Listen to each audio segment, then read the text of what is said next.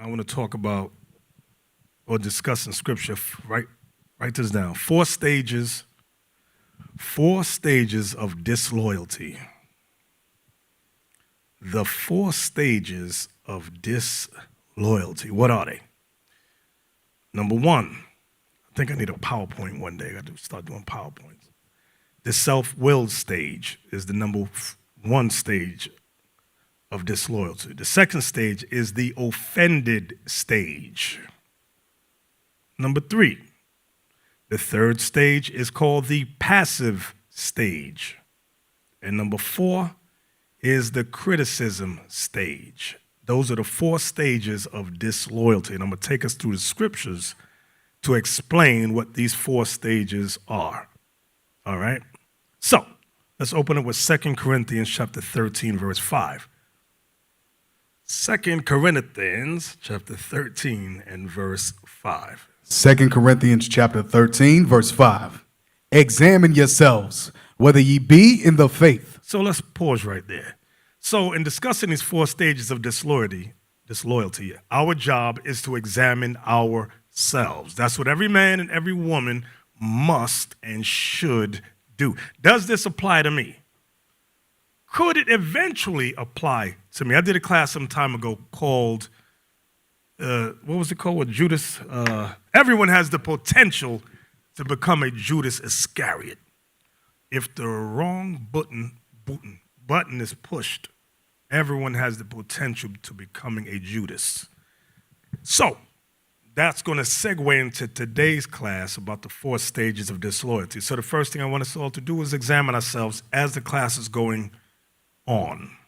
So I want to discuss the first stage, the self-willed stage. The self-willed stage is a sign of disloyalty. It's not to be confused with a brother or sister that takes initiative. For example, we were discussing the forefather Phineas in the book of Numbers, where he saw a man and a woman. It was a Simeonite brother having interracial relations with a woman that was, I believe she was Moab and Midian, I can't remember. And it was a plague in Israel. He saw it, he got a javelin, and he drove the javelin through the man and the woman. And God said, for that, I'm going to stay the plague and bless Phineas. He took initiative. He didn't wait to be told. So that's different than a self-willed brother or sister. So I'm not talking about taking initiative. The one that takes initiative sees a problem or need and not being told to do something about it, he or she will fix it. That's taking initiative. That's not what we're talking about. The self-willed brother or sister is the one that's told to do something and does something completely different than what you told he or she to do. He or she believes that they are better or smarter than you. I want to make another comparison of what I'm not talking about a brother or sister who has a particular skill in something. For example, in Atlanta, you have sisters who are trained in dealing with special ed, or you know what I mean, special ed kids. And the brother, you say, sister, can you handle that? His skill is not in that. She may have a skill in that. Let her do that. What we're talking about self-willed is, brother, for example, sister, do me a favor, take this chair and put it over there. And they take the chair and decide, I'd rather put it over there. Or you say, take these men to a location to teach the gospel. And the brother goes, I don't like that. I'm going to do something completely different than what you say. That's the self-willed brother or sister that I'm talking. Everybody understand the difference between taking initiative and self-willed? I hope so. Let me give a few examples. Give me 2 Samuel 18 and verse 5. 2 Samuel chapter 18 and verse 5. 2 Samuel chapter 18, verse 5. And the king commanded Joab and Abishai and Ittai, saying, deal gently for my sake with the young man, even with Absalom.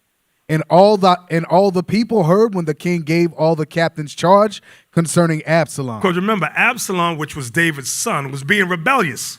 He tried to take the kingdom from his father.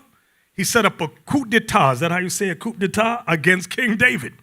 So now everybody's they want to get Absalom. So he gives the order, take special care regarding Absalom, my son. Okay? Notice it, deal gently for my sake with the young man, even with Absalom. Everybody got that, right? Now jump over to verse 14, what Joab does. Verse 14. Then said Joab, I may not tarry thus with thee. And he took 3 darts in his hand and thrust them through the heart of Absalom, while he was yet alive in the midst of the oak. So Joab killed Absalom. That is not what King David said to do. King David said, deal gently with him. Bring him back to me. That's what David was telling him. Bring my son to me. Joab's, I'm smarter than the king, so I'm just going to kill this guy. So that's an example of being self-willed. Let me give you another one. In case some of you in here may be new, you're still confused about taking initiative and being self-willed. Well, I'm confused. What's the difference? I'm showing you some more self-will. 1 Maccabees chapter 5 and verse 18. 1 Maccabees chapter 5 and verse 18. 1 Maccabees chapter 5, verse 18. So he left Joseph, the son of Zacharias. Now remember, the book of Maccabees takes place during the Greek captivity. All right, read it again.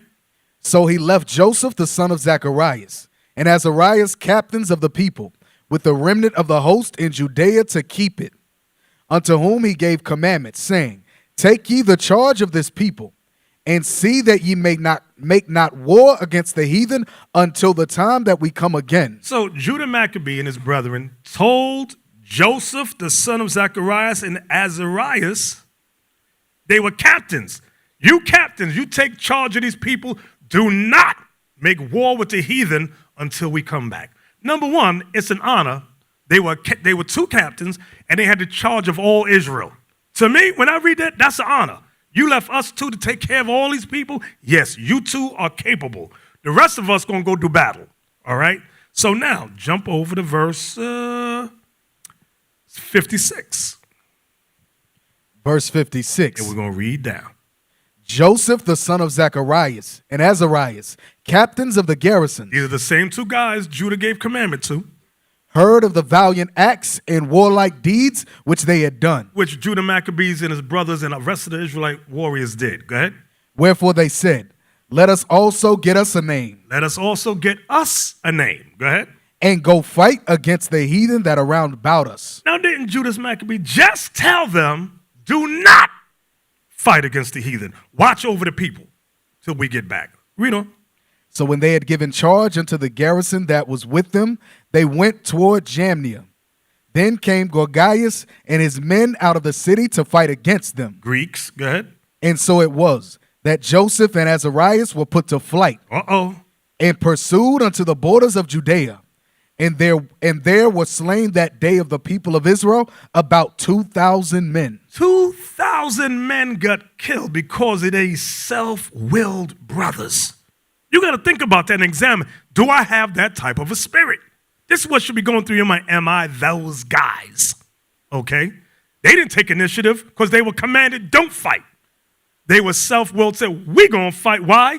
Because we want to make a name for ourselves. Read on. Verse 61. Thus was there a great overthrow among the children of Israel, because they were not obedient unto Judas and his brethren, but thought to do some valiant act. Y'all see that? But thought to do some valiant act. Right, go ahead. Moreover, these men came not of the seed of those by whose hand deliverance was given unto Israel. Now I want you to look at verse 62 because it's very, very relevant. Every generation, God has a chosen seed that he's dealing with, irregardless. Like during the time of Nat Turner, he was the one, God was dealing with him. Oh, he wasn't dealing with all of them. When the time of Denmark Vesey, time of Marcus Garvey, there's certain seeds God said, I'm going to put a spirit on these men to do A, B, and C. There's nobody on the side can go, I want to do it too. It don't work like that. I'm giving another example. You know, during the March on Washington, there was about 20 to 30 speakers that went up there. But there was only one main speaker that everybody remembers. Who was that? Nobody knows who spoke that during the, you don't know, were you from Jamaica? During the March on Washington. Yes, see, Martin Luther King. But he wasn't the only speaker. There were many speakers, but nobody remembers their name. Nobody knows those guys. Because why? Because to do whatever he was doing on the Lord, and you got to think about it, although it was not according to the scripture, because they didn't know the Bible, they did the best that they could for what they had. The little civil rights that have been allotted us was at the behest of what MLK and many of those other civil rights leaders did. Okay? But what I'm showing you, read verse 62 again. Moreover, these men came not of the seed of those by whose hand deliverance was given unto Israel. So they felt, well, God is dealing with Judah Maccabee and his brother, God dealing with us too. And you know, I notice millennials do that. You can do it, I can do it too. Oh, no, you can't. Oh, no, you can't. Like, I'll give that story another time. Read on. Verse 63. Howbeit the man Judas and his brethren were greatly renowned in the sight of all Israel and of all the heathen, wheresoever their name was heard of. So let me give you another one. Numbers chapter 14. I'm still dealing with the self-willed stage of disloyalty. Self-willed. This is the first stage of a disloyal brother or sister. Numbers 14, verse 40. We're going to start right there. Numbers chapter 14, verse 40. And they rose up early in the morning and got them up into I heard a brother say, it's okay if I commit adultery because King David did it. I'm going to tell you the difference between you and King David. You know what God said about King David? He said that King David was a man after his own heart. He loved King David. God don't love everybody in Israel the same. John the Baptist said that. John said, I forgot where it is. Y'all know where it is. Y'all find it for me. John said Christ was preferred before me. You know what that is? Somebody, hold on, I got to find that one. Because as great as John was, because remember what Christ said. Christ said, of men born of women, there's no one greater than John the Baptist. But then John comes back about Christ. He said, Christ was chosen before me. What you got? John chapter 1, verse 15. John bare witness of him and cried, saying, this was he of whom I spake. He that cometh after me is preferred before me, for he was before me. You see that? So John understood. As great as he was, he said, somebody's coming after me that's preferred, meaning preferred by God before me. All right? So John understood that. He understood that God was not dealing with everybody the same. But for some reason, black people don't understand that today. And I'm talking about brown people too. We go, everybody's the same, God deal with everybody equally. That is not true. That is not true. Back to Numbers chapter 14. Numbers chapter 14, verse 40. And they rose up early in the morning. Hold on. Bishop, that's telling you they don't know the scriptures. A good example of that is in the 7 churches. When you look at 7 churches, all of them wasn't in the same level. Christ told you that. So what does that mean? There was different level. Most I was dealing with different level. That's why you see a lot of stuff that was fighting. Well, there was only 1 or 2 of them that was perfect. So then I was not in the same level. Even the letters, when you look at all the letters Paul sent to the Corinth, to Galatia, Ephesus, there was not in the same level. Paul make it clear there was not in the same level. When you're reading those letters, you can tell it was not in the same level.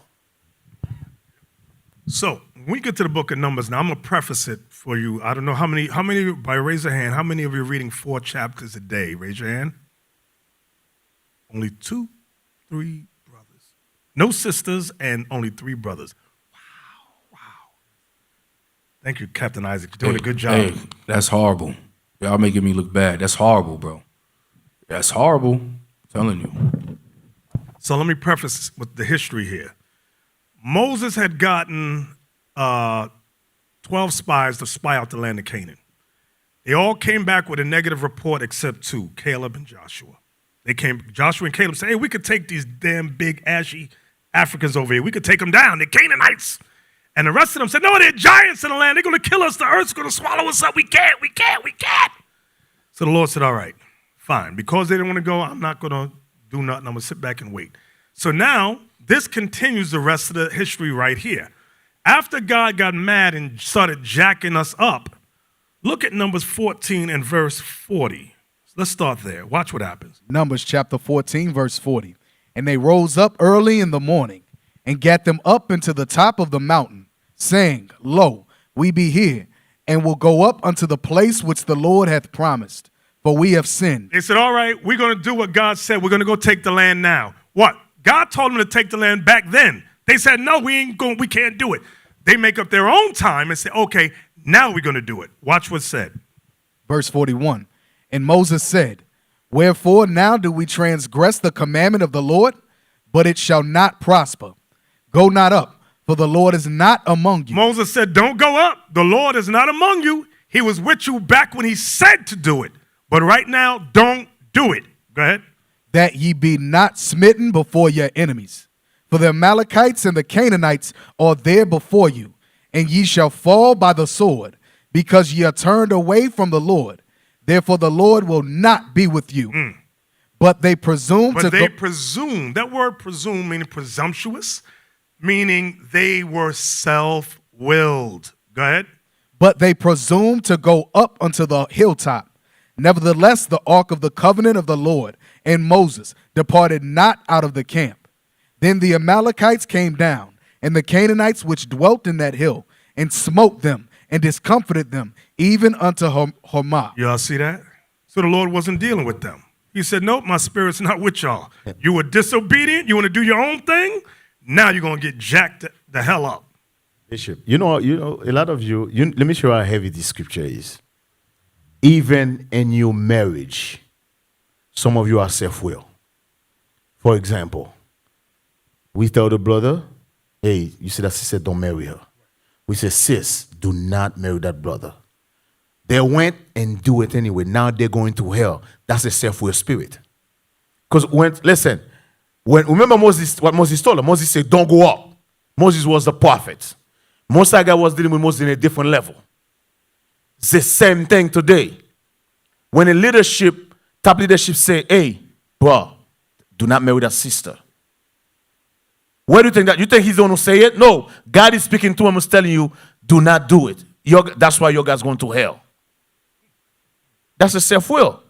Because remember what the scripture said? The scripture said, what we bless on earth is also blessed in heaven. How'd that go? Well, what is bound on earth shall be bound in heaven. This is what you guys don't understand. When the leadership, the officer that's over you, say, do not marry, that means he's then blessed that relationship. That's what that means. That's why you're going to hell. You notice the one he say get married, they're always successful? That's because when he said it's okay, that means he already blessed it. Guess what, brother? It's the same thing if you show up to my house for my daughter. I said, okay, so now in the wedding day, I give you my daughter, so I blessed it. Isn't that the same thing? As the father, I blessed it. That's why. But if I didn't like you, I said, no, I'm not giving you my daughter. That means if my daughter and you go behind my back and sleep together, whatever happened, that's on you. I didn't bless that. And chances it's not going to work out because I didn't bless it.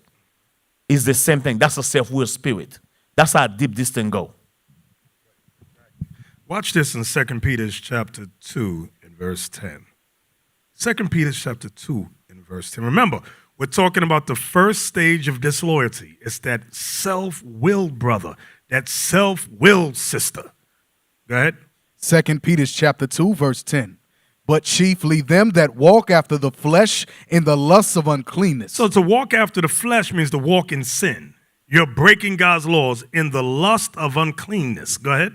And despise government. Meaning God's government, God's leadership. God set up certain people over the congregation.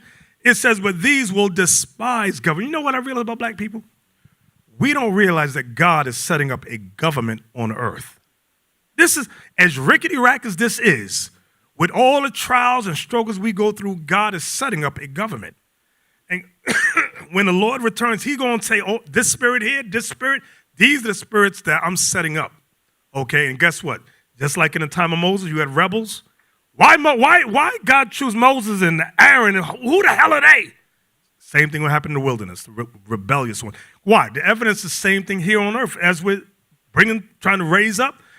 Who are you? You ain't nobody. You got whatever you can do. I could do better. Wasn't that a song in Sesame Street? Whatever. I don't know the song. I can do better. Da, da, da, da, da, da. Anyway, read it again. Verse 10. but chiefly them that walk after the flesh in the lusts of uncleanness, and despise government. Watch this. Presumptuous are they. Presumptuous are they. Read.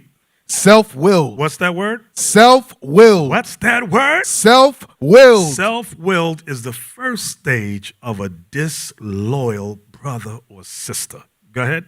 They are not afraid to speak evil of dignity. You know what that means? You go to Facebook and YouTube. Them niggas ain't right. Look how much this nigga don't make no money over here. He ain't right.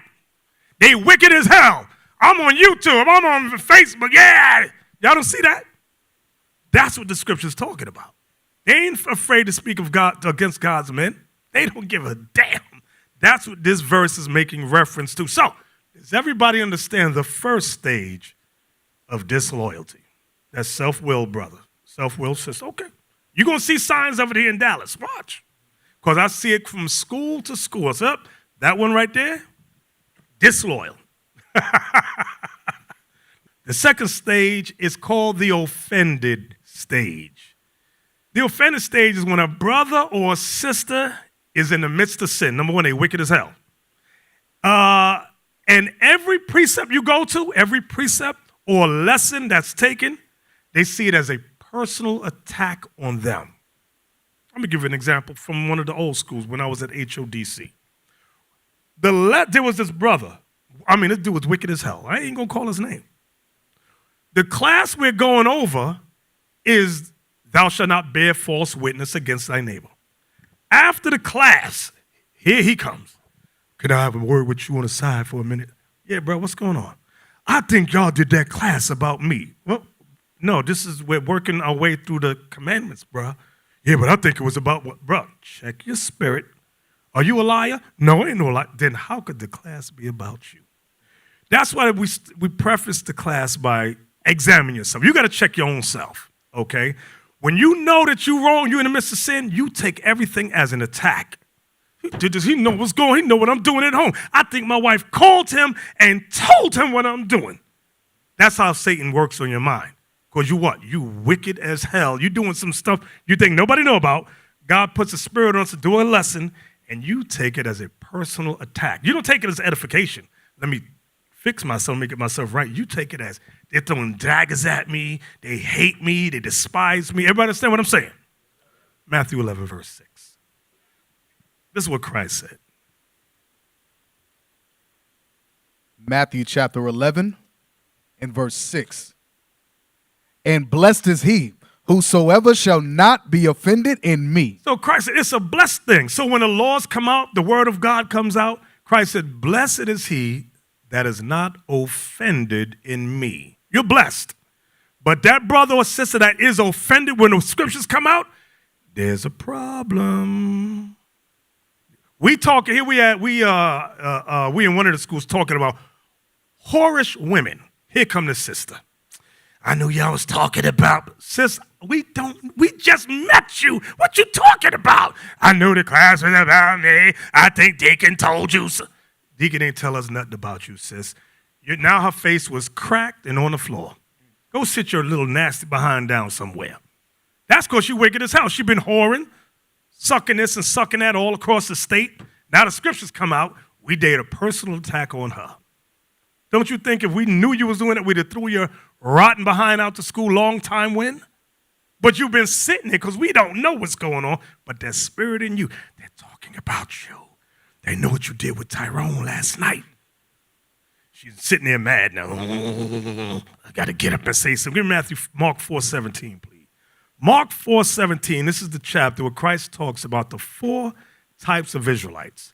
But we're not going to go through all those 4 types. There's one type particular I want to talk about just for a moment, and it's verse 17. Mark chapter 4, verse 17. And have no root in themselves. This is that brother or sister who don't study. Watch what I'm about to say now. You don't study. You don't read 4 chapters a day as we advise you to do. Now, let me tell you something. People say, Bishop, do you sit down and read 4 chapters a day? No, I don't. You know what I do? I'll put on my headphones and I'll listen to whole chapters. That's what I do. Like day before yesterday, I listened to the whole book of Isaiah and the whole book of John. That's what I do. But maybe, and everybody in here got a different learning curve. Some people can do that, some can't, because you have a short attention span. So you're the type that needs, especially when you first come in, you have to sit down and write notes to retain what's going on. Some brothers, some sisters can hear things and they can retain it. Everyone is not on the same learning curve in here. Some brothers have said, other schools, they only went as far as the 5th grade in reading. So their reading is not up to par. They said, what can I do? Say, listen, get audios and listen to the class, because he's reading some words he can't pronounce. So he said, listening is better for you. Other brothers, that listening don't work good for them. You got to know where your learning curve is. Everybody understand what I'm saying? So don't compare yourself to the brother next to you. I remember when I was in the academy, I had to read that daggone penal law and police, all that stuff. Sit there, study. It was me and a couple of brothers, study. There was this one Jake, and it was an Edomite. They read something one time, and they just retain it. Made me sick. But they had a better learn. I wasn't never that kid that could read something once. What they call that, photographic memory? I don't got that. Deacon Anton got that. He could read something once. He could tell you what he read 3 months ago. Oh, it's over here. Blah, blah, blah, blah. I don't have that. I got to write it down. I got to have notes in my Bible. I got a slower learning curve. I'm aware of you got to know you. Everybody know what I'm saying? And don't compare yourself to somebody else. Okay. Now, Mark 4:17 again. Mark chapter 4, verse 17. I'll give you another example. This is years ago. I remember reading, I was trying to remember precepts. So I got myself index cards. And I would write, now they got apps for that now. I would write like John 14:15, if you love me, keep my commandments. 1 John 5:3, all the love scriptures, Romans 13:11, things like that. And I would quiz myself while I was at work. I'd just sit there and quiz myself. That's how I had to do it, just to retain basic stuff. Some people is not like that. They could just retain. Like my daughter. She's smart. She just retains stuff. I'm like, dang, my son be mad as hell. How come she remember everything? I say, hey, she's smarter than you, bro. But go ahead, read that again, Mark 4:17. Mark chapter 4, verse 17. And have no root in themselves. Because you don't study. And so endure but for a time. You're only going to endure in this truth for a time if you're not studying and applying. Go ahead. Afterward, when affliction or persecution ariseth for the word's sake. When persecution or affliction arises for the word's sake, meaning people are using scriptures to challenge you, come against you, go ahead. Immediately they are offended. They are what? Offended. You get offended. This is that second stage, the offended stage. Oh, I can't take it no more. Okay, watch this. Give me 1 Kings 22, verse 8. Remember, when you are at that offended stage, every precept, every lesson you take as a personal attack on you, you are at the offended stage. 1 Kings 22, let me get it, and verse 8. 1 Kings chapter 22, verse 8. And the king of Israel said unto Jehoshaphat, there is yet one man, Micaiah the son of Imlah, by whom we may inquire of the Lord. Because he was a prophet. Micaiah was a prophet. Jehoshaphat didn't like Micaiah, as you're going to find out. Go ahead. But I hate him. But I hate him. Why? For he doth not prophesy good concerning me, but evil. And Jehoshaphat said, let not the king say so. So now what's going on here? Jehoshaphat hated Micaiah. Anything Micaiah prophesied, it was taken as evil towards Jehoshaphat. Why? Because Jehoshaphat was wicked as hell. The king wasn't right. He wasn't in his right mind and his right spirit. So every prophecy Micaiah brought out, he said that because he hates me, and I hate that nigga right there. That's some of y'all. Some of y'all listening right now, everything that comes out, he did this against me. Jump over to verse 18. Verse 18. And the king of Israel said unto Jehoshaphat, did I not tell thee that he would prophesy no good concerning me, but evil? See there? That's this king could not stand this prophet. He hated him. And when you see, he said everything this dude says is always something daggone evil towards me. Now, if all he had to do was get his spirit right, and them prophecies would have came for good. But everything that came out, he knew it was bad against him because he was wicked as hell. And that's where you got to take that and say, you know what, when these scriptures come out, let me examine me. Let me examine myself. Self-examination. From there, I want to talk about the third stage of disloyalty, which is the passive stage. You know, I keep hitting this daggone button under my chair. The passive stage is when a brother or sister pulls back. They refuse to do the work. They refuse to do their duties in hopes that you fall. They have an inflated sense of importance. They have a you need me attitude. And the proof that you need me, I'm not going to do my duties in the congregation. I'm going to pull back and just watch. I'm going to watch out for. And we went through that, remember, when we first set up the first IUIC school. Remember the brother who was the elder with me and his wife, they stopped teaching, she was over the, what was she over? She was over the bread and all of that and the kids. She was over the kids. She stopped doing everything. He stopped dealing with the brothers. She stopped dealing with the sisters. They said, y'all going to fall. Step back, pull back. That is the third stage. That's called the passive stage. Watch this. Sirach 37. And you watch. You're going to see. You're going to see. Mic check. Hey, we have that here. We have that here with some of the officers. It is what it is. Some of the officers' wives. And y'all know who y'all are. Scripture says the two shall become one flesh. So you know if you got a little passive demon at home just waiting. And the reason they do that is to try you. It's to try on your faith. Because a lot of y'all gonna end up falling out because of your wives. I'm telling you. Yep. Gotta check yourself. So I did it again. The leadership gives you a duty, and what the Spirit guides them, hey, handle this, handle that, and you decide, I'm not going to do it no more. I'm going to wait till y'all. That's an evil spirit, because I want you to fall. I want that last group, like the dude with the art, the little Weaseleel dude. He said, there's no other artist could do what I do. Nobody could do videos like me. Y'all going to fall. Mosiah said, don't worry. I got 9 other brothers right. He said he built this. Mosiah said, I got 9 other brothers that can do what he can do and better. Now he mad. So overinflated sense of importance. Brothers, some of you, I think you look at this the wrong way.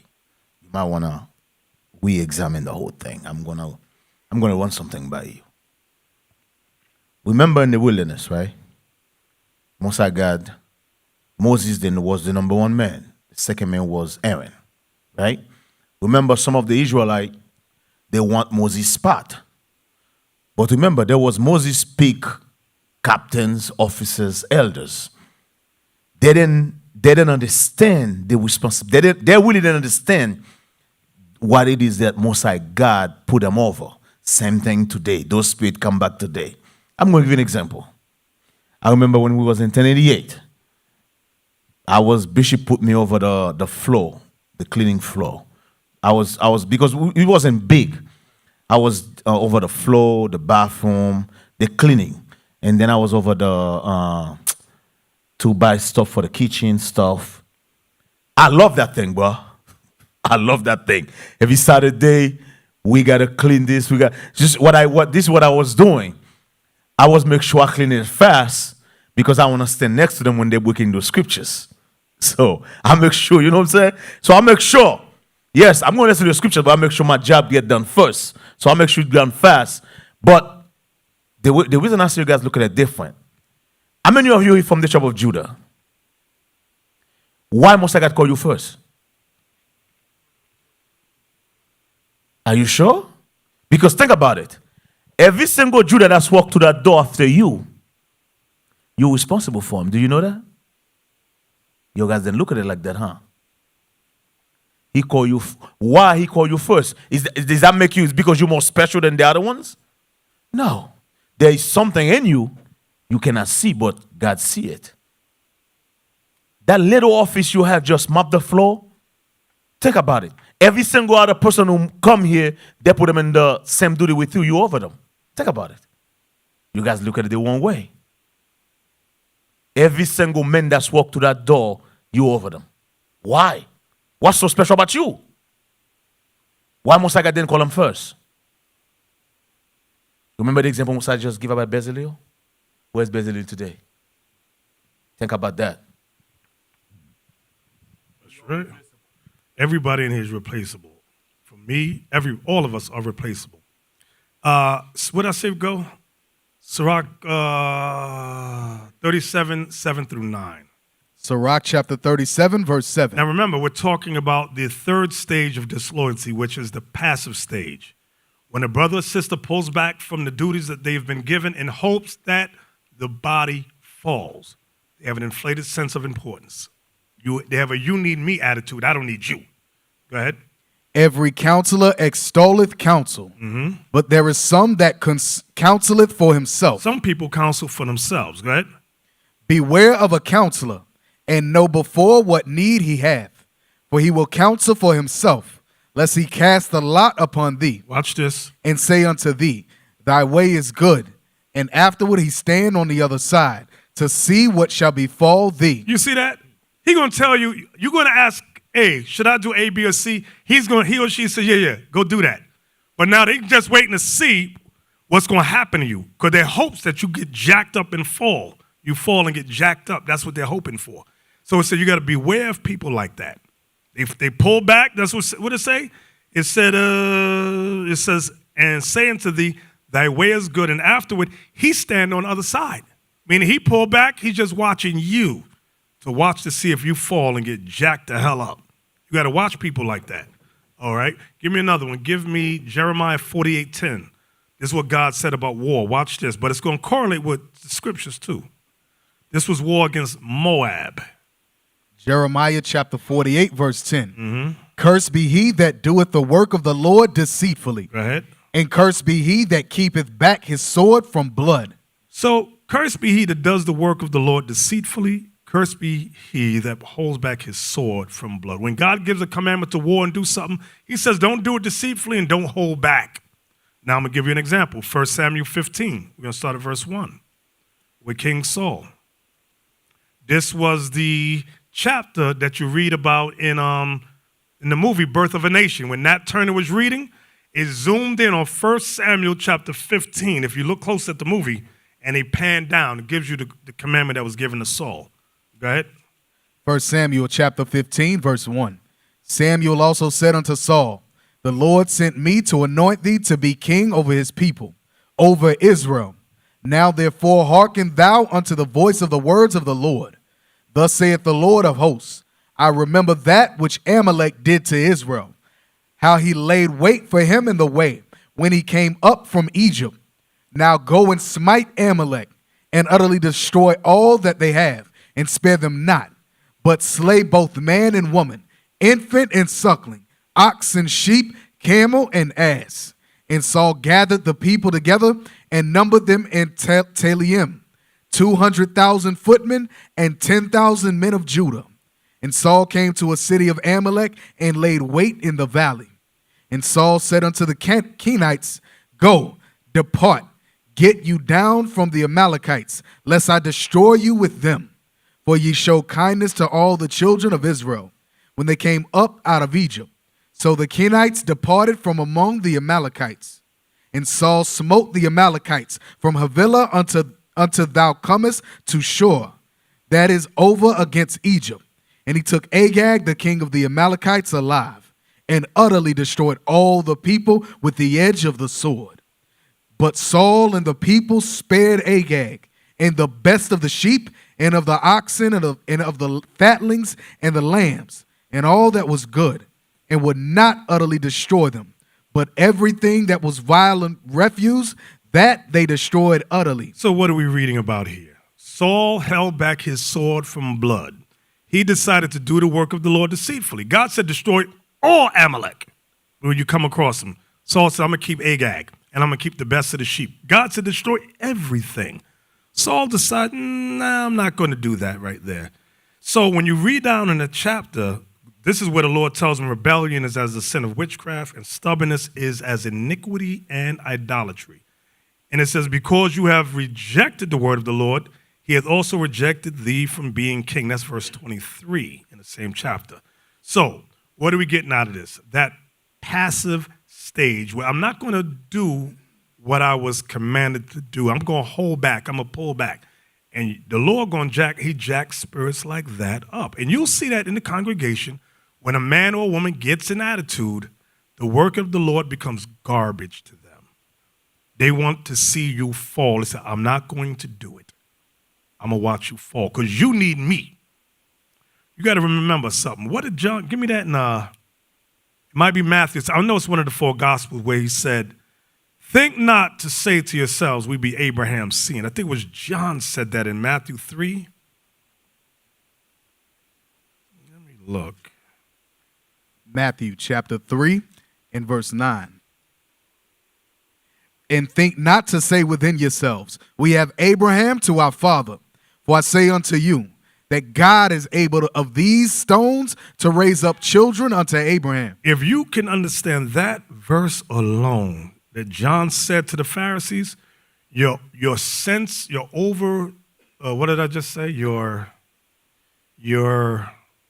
sense of importance will quickly be deflated. John is telling them, just because you're Abraham's seed don't mean nothing with the Lord, because God can raise up children of Abraham out of rocks. Your mind should go, but not these guys. They really, I'm Abraham's seed. I'm the shizzle. They didn't understand. John understood that, though. We understand that. So we're hoping that as brothers and sisters come in this truth, they can understand that. Okay? So that's the 3rd stage of disloyalty, that passive stage. The 4th stage is the criticism stage. Criticism. That's when a brother or sister has an evil eye towards everybody and finds fault in everyone except themselves. You ever notice some people, they look around, you might get on him or her about something. After that, it's on. Now they find fault in this one, that one. Look at him, look at everyone, look at her and her. They sit back and criticize everybody. It's a negative. Of course, some criticism is healthy criticism. There's a difference between negative criticism and positive criticism. Positive criticism builds your character, builds your esteem, helps you study. That's positive, okay? Negative is they just tearing you down. There's a big difference. So I'm talking about that negative criticism. Give me that Matthew 7, 3-5. Matthew chapter 7, verse 3. And why beholdest thou the mote that is in thy brother's eye, but considerest not the beam that is in thine own eye? One thing you got to realize about people that always have negative criticism, they got the devil on them. They are filled with sin themselves. Therefore, they can see no good in you. That makes them feel good. I got to put you down so that I can feel good about me. That's the devil. Read that again. And why beholdest thou the mote that is in thy brother's eye, but considerest not the beam that is in thine own eye? A mote is something small, and a beam is something big. Notice what Christ is saying. Why beholdest thou the mote, something small, that is in your brother's eye, but considerest not the beam, that huge lump of timberwood is in your eye? Hey, you got something in your eye. Meanwhile, he got this big thing right here on his eye, and he or she can't see it, okay? This is the beginning of that criticism stage of disloyalty. Watch this, 2 Samuel 15. 2 Samuel 15, verse 3 and 4. 2 Samuel chapter 15, verse 3. And Absalom said unto him, See, thy matters are good and right, but there is no man deputed of the king to hear thee. Absalom said moreover, Oh, that I were made judge in the land, that every man which hath any suit or cause might come unto me, and I would do him justice. Right. And it was so, that when any man came nigh to him to do him obeisance, he put forth his hand and took him and kissed him. When you read from above and read the whole chapter, what Absalom was doing was putting down David, his father. He was saying, if I was king, this is how I would deal with it. My father, he don't have the wisdom or understanding that I have. He would put down his father to get the love of the people, and he would kiss the hand and flatter the people. That's what he was doing. Now watch this. Get Sirach 37 and 10.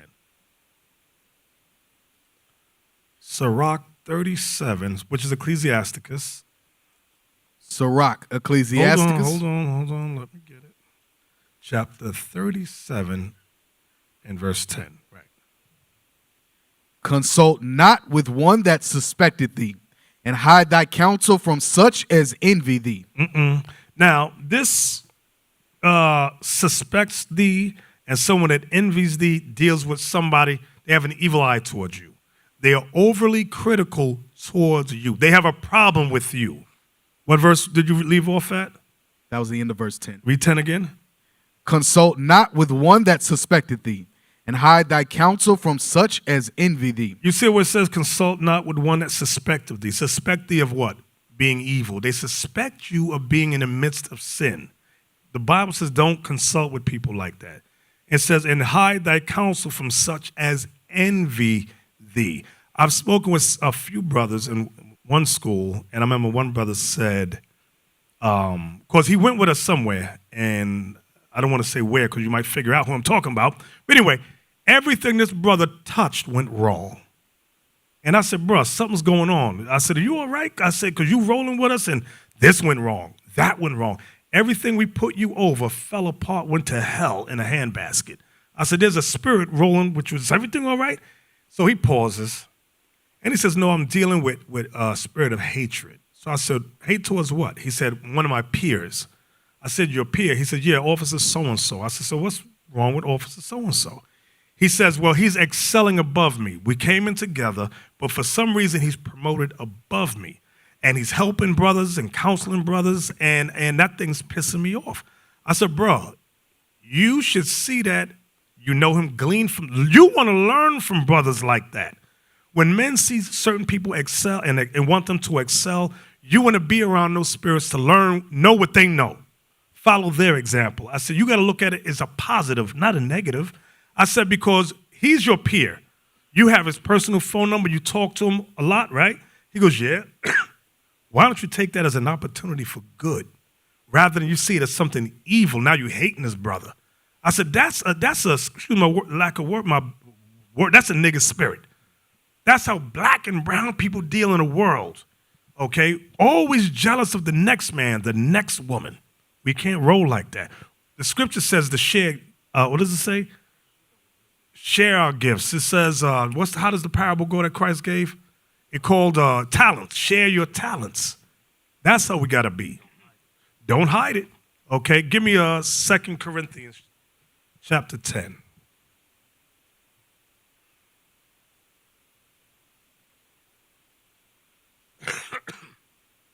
Here go one sister. She's going to send us a letter. What does it go? The complaint form. So I'm reading the complaint form. This is sister so-and-so. I don't like the sisters here in so-and-so school because nobody eats my bread. So I write the sister back. I said, well, why do you think they don't eat your bread? She says, well, they have hatred towards me. I said, have you considered just for a moment that you can't cook? Oh, I could cook, brother. Oh, I could cook. And I realized a lot of people are in denial about themselves. I said, have they passed your food out? She says, no. I said, well, have the sister sat around and tasted your food? She said, yes.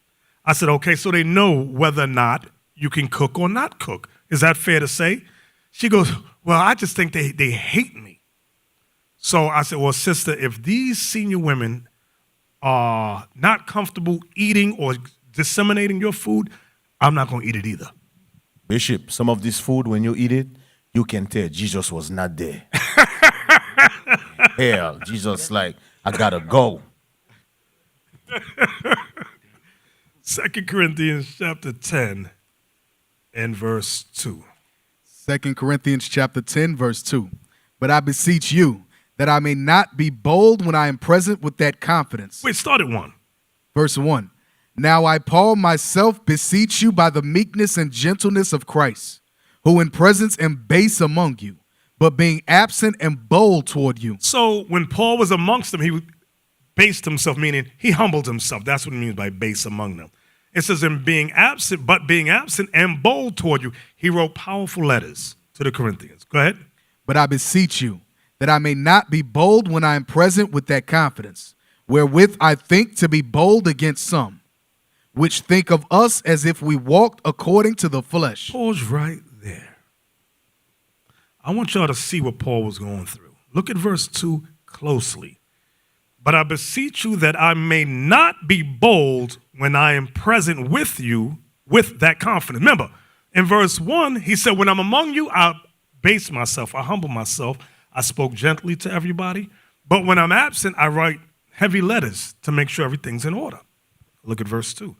But I beseech you that I may not be bold when I am present with that confidence. He said, I don't want to come to you face to face and I got to rail on you. That's what he's saying. Wherewith I think to be bold against some.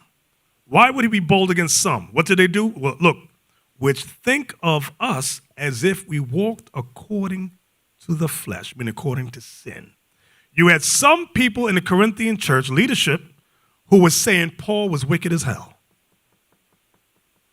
Overly critical, criticizing the leadership. That's what Paul was dealing with when you read the letters of the Corinthians. Watch verse 10. Verse 10.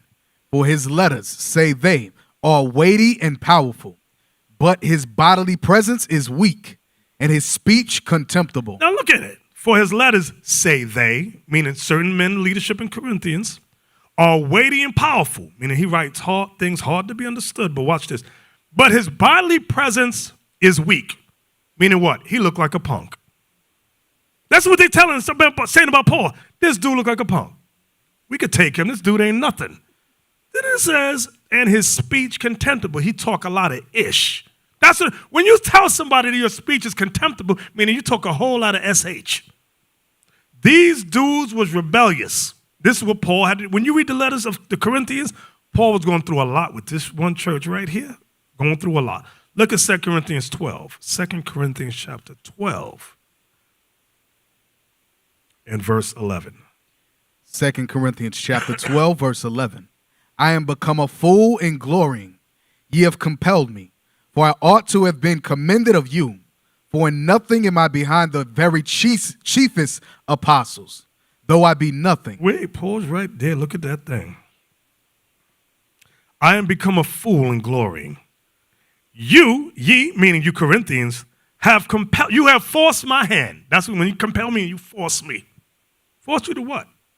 Look what it says. For I ought to have been commended of you.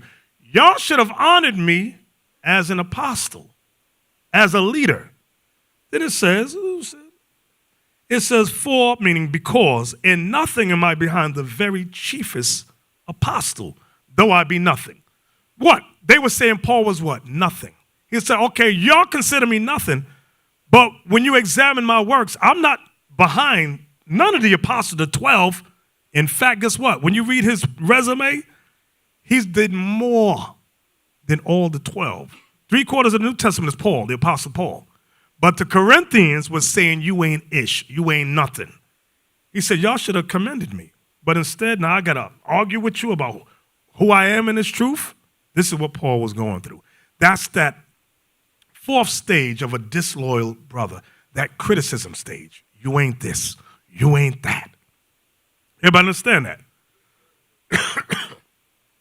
Now, understand, so those are the 4 stages of disloyalty to look out for in men and women. Understand this, write this down. Loyalty breeds loyalty. Watch this in 1 Corinthians 4, verse 2. Hey, here's another thing. Y'all can bear witness. Has anybody, I'm just very curious, separated from the body and become successful on their own? I want y'all to examine all the people that rebelled, cursed us out, went on their own, and said, if you could do it, we could do it. Has one been successful? In my years, I've been 13 years? Mm-hmm. That's never happened. That's never happened because go back to Egypt. When we left Egypt in the wilderness, right? Remember Bishop mentioned about the government. Mosai God always build a government. No matter where we at, he always build a government. Mosai's built a government in the wilderness, starting with Moses. Of course, Moses didn't make it to the promised land. Joshua ended up taking over the government to the promised land. But however, Mosai God built a government. What happened to everybody that was rebelling against that government? They all die. He killed every single one of them that was rebelling against the government. Those who are saying, oh, Moses, you're not the only one he used. What happened to them? They didn't succeed. He killed all of them. It's the same thing today. When you look at IUIC, listen, I don't care what anybody said about IUIC. Our work speaks for itself. You can hate us, you can love us. One thing you will say, you will not admit it, of course, that nobody is doing the work the way we're doing the work. Most of God is using us, period. You can hate us, you can love us. Most of God is using IUIC for his glory. We go where no other camp ever go. And when I say no other camp, I'm talking about even camp back then. Never went. IUIC went. So you try to tell me most of guys not using IUIC? Most of guys using IUIC. So when you left, no, the spirit didn't live with you. The spirit stay. You know how I know? Because you never succeed. Because I hear brother said, I built that camp. Well, okay, let me see you build another one then. Let me see you. So far, I haven't seen it. If one of you see it, let me know. I haven't seen it. I haven't seen nobody left and they're like, oh, we build IUIC. Okay, go build another one then. I ain't see it happen yet. What you do see is that as we continue in this lesson, is that disloyalty, just as loyalty breeds loyalty, disloyalty breeds disloyalty. Bishop, real quick, it's a lot of things happen in Texas, and all praise to the Most High. Satan took out a lot of evil people that was never prosperous. The Most High was never dealing with them.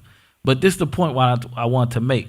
It's a couple that reached out to us recently, and they said we was with Uzziah, we was watching them, and soon we saw how they wasn't doing no works, and we seen the spirit wasn't dealing with them anymore. And they was watching our classes, and they heard Bishop say, well, y'all that's watching online right now, that left, y'all not in the truth no more. And the husband told leadership in Houston, he said, he looked at his wife, and they both looked at each other and said, we feel it. We not in the truth no more. And I'm telling y'all straight up, if they probably got a glimmer of hope, meaning that what? Maybe the Most High might start putting that spirit on them to be humble, because that's that sense of pride, because you have a deceitful reason why you leaving. All these people that left out of here didn't know nothing about nothing, but they really want to go back to their sin. That's the point that we're making. And that's why it's heavy when you look at all the works that IUIC is doing and the Most High using the leadership and showing you that the spirit is here.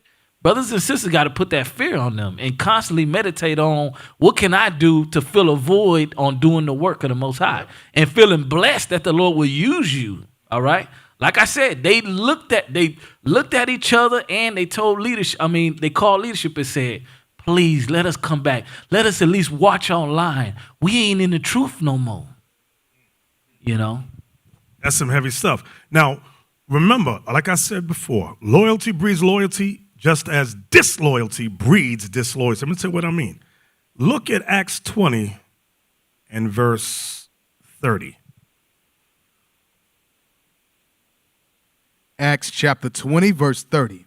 Also of your own selves shall men arise, speaking perverse things, to draw away disciples after them. Now watch that. I want you to pay close attention to that verse. That's disloyalty, what he's dealing with, what Paul is talking about right there. If you look at the prophets, they started, it's usually 1, 2, or 3, and then it grew from there. That's the same thing that happened with IUIC. It was me, one brother, next brother, 3 of us. Then came deacons, started coming, then the captains came, and so forth and so on. It grew like that from me.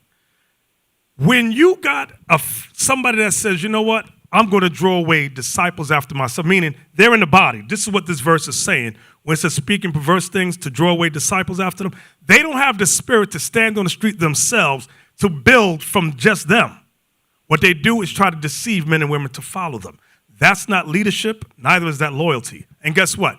The group that leads with you think they're going to be loyal, and you've showed yourself disloyal to the body you were with? I want you to think about it for a moment. The group of people that leave with you, they see you're disloyal to everybody. And they may sit with you a week, 2 weeks, maybe a month, maybe 3 months. But after a while, they're going to say, you're disloyal. I'm going to be disloyal too. And guess what? They're going to take a group they left with you. That happened in Texas, Dallas here. The group with, what was that? I forgot that brother's name. What corner you speak on? No, not Coach D. The other dude. No, not him. I'm gonna get him in a minute. The other one. He was with us. He did a video on Facebook. Saying I all. don't know that brother's name. What's his name? The guy's uncle. Oh yeah, that guy. Yeah. That's his name right there. Left with a group of brothers. I'm gonna show how wicked men are.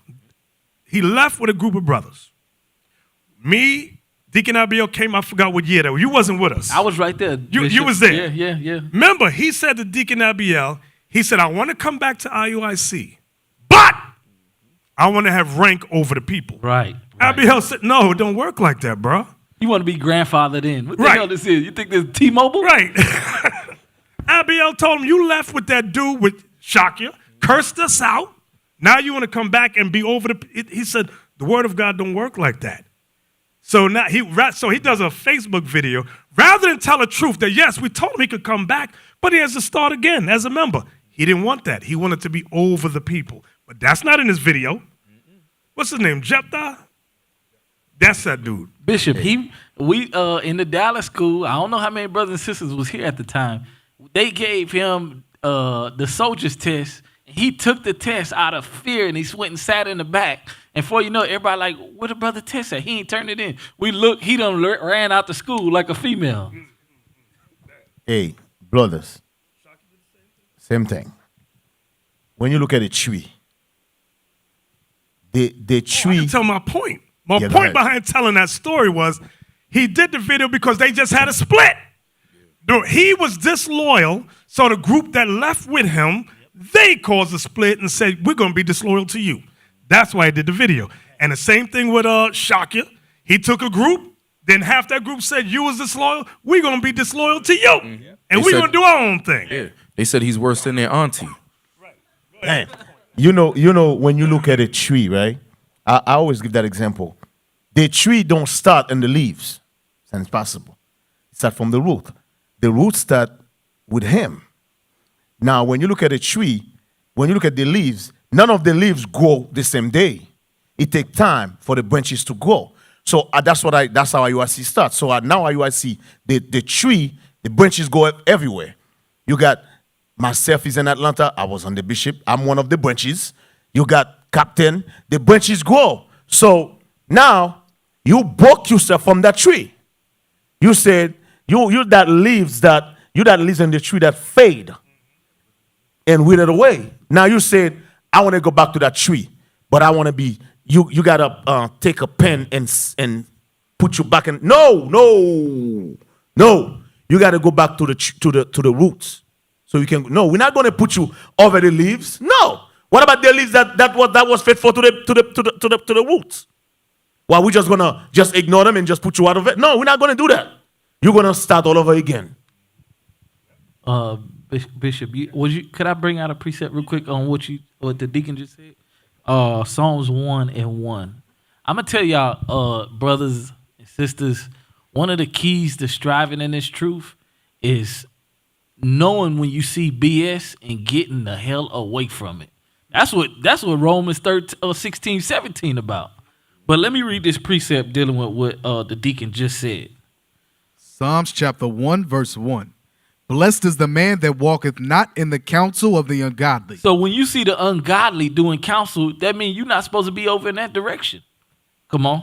Nor standeth in the way of sinners, nor sitteth in the seat of the scornful. So you see somebody disrespecting the men that came before them, you're not supposed to be nowhere in that realm of that because the Most High about to judge that thing. Come on. But his delight is in the law of the Lord, and in his law doth he meditate day and night. That's why you see IUIC being prosperous, because we meditating and doing it day and night. Come on. And he shall be like a tree planted by the rivers of water, that bringeth forth his fruit in his season. His leaf also shall not wither, and whatsoever he doeth shall prosper. That's what you see we doing right now. The tree ain't withering away. The tree getting stronger. So I just want to bring that out. That's a good point right there. I forgot what I was gonna say. Okay, so loyalty breeds loyalty, and I'm gonna show you that. Get 1 Corinthians 4, verse 2. 1 Corinthians 4, verse 2. 1 Corinthians chapter 4, verse 2. Moreover, it is required in stewards that a man be found faithful. So this whole truth is us becoming stewards. We're all stewards in this truth, okay? It says we must be found faithful, okay? Who knows what a scripture that says,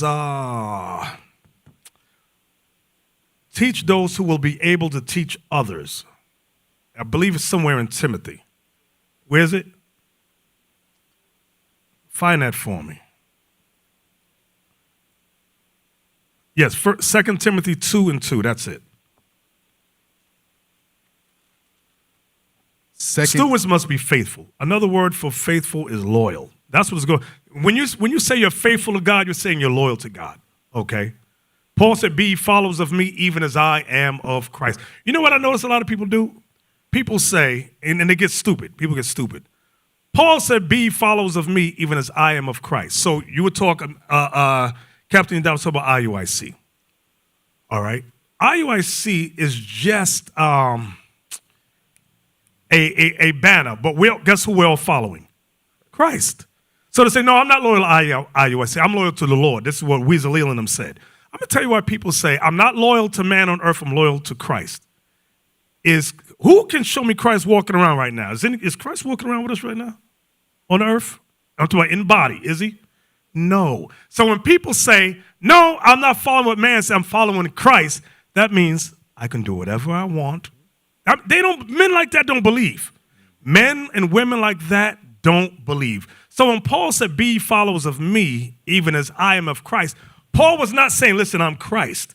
He was saying, me as a leader in this truth, just follow what I'm saying. Because what was Paul teaching them? The scriptures. Paul was not making his own thing up. You men and women are able to check whether or not what we're saying is scriptural or not. You have a Bible. I have a Bible. We're reading together.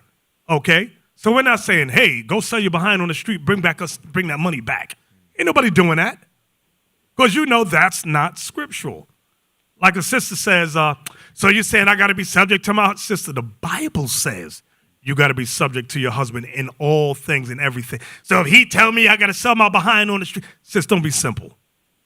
Don't be. This is how people get stupid. She knows and we know the Bible is not saying you got to listen to a man, your husband, telling you to sell your behind on the street and bring the money back. That's common sense, but the devil gets in there. Nah, see, you shouldn't have to listen to him, your husband. Do what you want to do. You follow Jesus. You don't follow your husband. See, I'm following Jesus. I don't follow my man. That's the devil right there. Okay, that's the devil. We going to see when the Lord return. Well, he going to watch when he set this government up. You're going to find out. Where was we at? 2 Timothy chapter 2, verse 2. And the things that thou hast heard of me among many witnesses, the same commit thou to faithful men. Loyal men. Faithful men is loyal men. Commit this truth to faithful men, to loyal men. Go ahead. Who shall be able to teach others also. Who may be able to teach others also. I see brothers on the street trying to teach crackheads and winos. Let me tell y'all something. You're wasting your time. Yeah, put a flyer roll, put it in the pocket, fine. Do not sit there trying to teach a crackhead. It says, commit thou to faithful men who shall be able to teach others also. And that inebriated state of mind, are they able to teach anybody? No. So why? Let me give you the scripture, Mr. Crackhead. Yeah. You wait. Bro, you being simple as hell over there. Give me Psalms 119, verse 74. Loyalty breeds loyalty. Faith breeds faith. Psalms 119, verse 74. Psalms chapter 119, verse 74. They that fear thee will be glad when they see me. Will be glad when they... You hear what David said in the spirit? What? What does that mean? Loyalty gonna breed loyalty. I serve the Lord, you serve the Lord. We happy when we see each other. You at work sitting around a bunch of no good, you know what I mean? You see a brother or sister, yeah, hey, shalom. You happy. Why? Because you spent your whole time at work with fornicators, liars, and adulterers. And you sick of the conversation. I remember I'm sitting at work. We in the office. They're going to put on a porno. I'm like, what the hell is this? I had to go out. I'm looking around. I go downstairs. I saw Deacon Malachi. I said, hey, bro. He was working across the street. I went over there. I spent the whole day. I can't go back up in that office. They got the devil on them. So read that again. Psalms chapter 119, verse 74. They that fear thee will be glad when they see me. You want to be like the, hey, there's an expression. We saw it in there's a movie called Cold Pursuit. It says some people bring joy whenever they come around. Others bring joy whenever they leave. Can y'all pick up on what's being said by that thing right there? Some people bring joy whenever they come around. Some bring joy whenever they leave. Hey, it might hurt some people's feelings, but I really don't care. We have that in here. We have that in here. You got sisters in here like that, and you got brothers in here like that. Bring joy when they leave. That's the good part. Yeah, leave, stay out. That's horrible, bro. You want to be that spirit when come, hey, like a woman. Y'all see that show, Cheers? Anybody seen Cheers? When the fat guy comes in, they go, Norm! Everybody glad when everybody knows your name. Dun, dun, dun. Y'all don't know what I'm talking about? You know what's so crazy? I'm a deacon, but I got brothers that have no rank. I'd rather pick up the phone for them than a brother who got rank. Damn. I'm dead serious. You know, I'm a truck driver. I'm in the road. So that means I got time after. When a brother call me, I actually love that. Because the time go by fast. We talk about scriptures. We talk about things. The time go by fast. But when the officer call me, sometime I don't pick up. I'm like, I got the regular brothers. I'm like, yeah. Hey, shalom, brother. What's going on? We talk for hours. Seriously, I got brothers that have no rank. Me and them, we talk for hours on the phone. And sometimes I be like, I look at the phone, I'm like, yo, we've been talking for like 3 hours. I got to go. But some officers, I'm like, nah, dang. The hell is going on? I'm good. I don't. Seriously, bro. That's cold. That's cold. So loyalty, again, always remember that loyalty breeds loyalty. And that's something black and brown people have not understood yet. But with the Bible, we're learning it now. So just as loyalty breeds loyalty, disloyalty breeds disloyalty. Write that down. Disloyalty breeds disloyalty. I'm going to show you that. Sirach 10 and 2.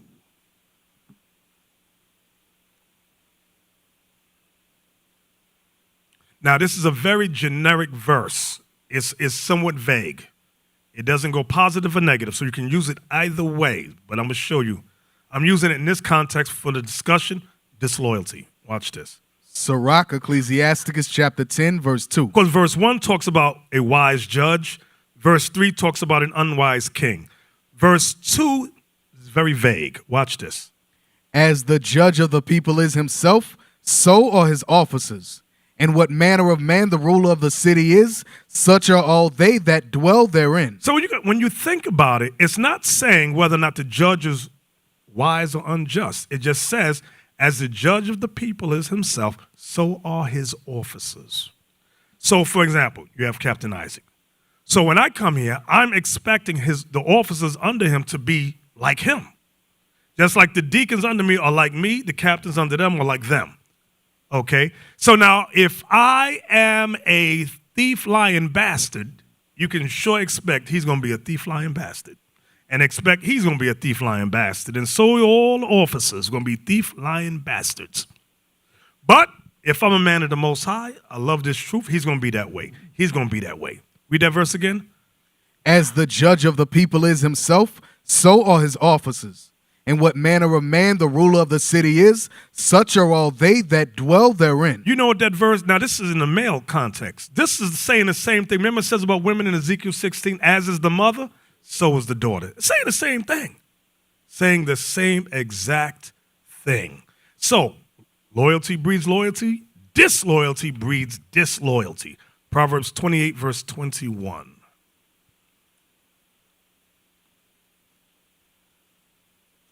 Proverbs chapter 28, verse 21. To have respect of persons is not good, for a piece of bread that man will transgress. Right. So that's how Judas was. Remember, he gave Christ up for 30 pieces of silver. For a piece of bread that man will transgress. To have respect of persons is not good. Why? It says, the word for means because. For a piece of bread that man will transgress. That's why you got to know what people have need of. They will sell you out quickly. Okay? That's disloyal. Disloyal. Watch this. Give me chapter 29 and verse 16. Proverbs chapter 29, verse 16. When the wicked are multiplied, transgression increaseth, but the righteous shall see their fall. Understand that when the wicked are multiplied, transgressions increase, but the righteous shall see their fall. Okay, no matter if we get the short end of the stick, I always tell brothers, they'll have a problem with somebody, and it will look as if the wicked have won the battle.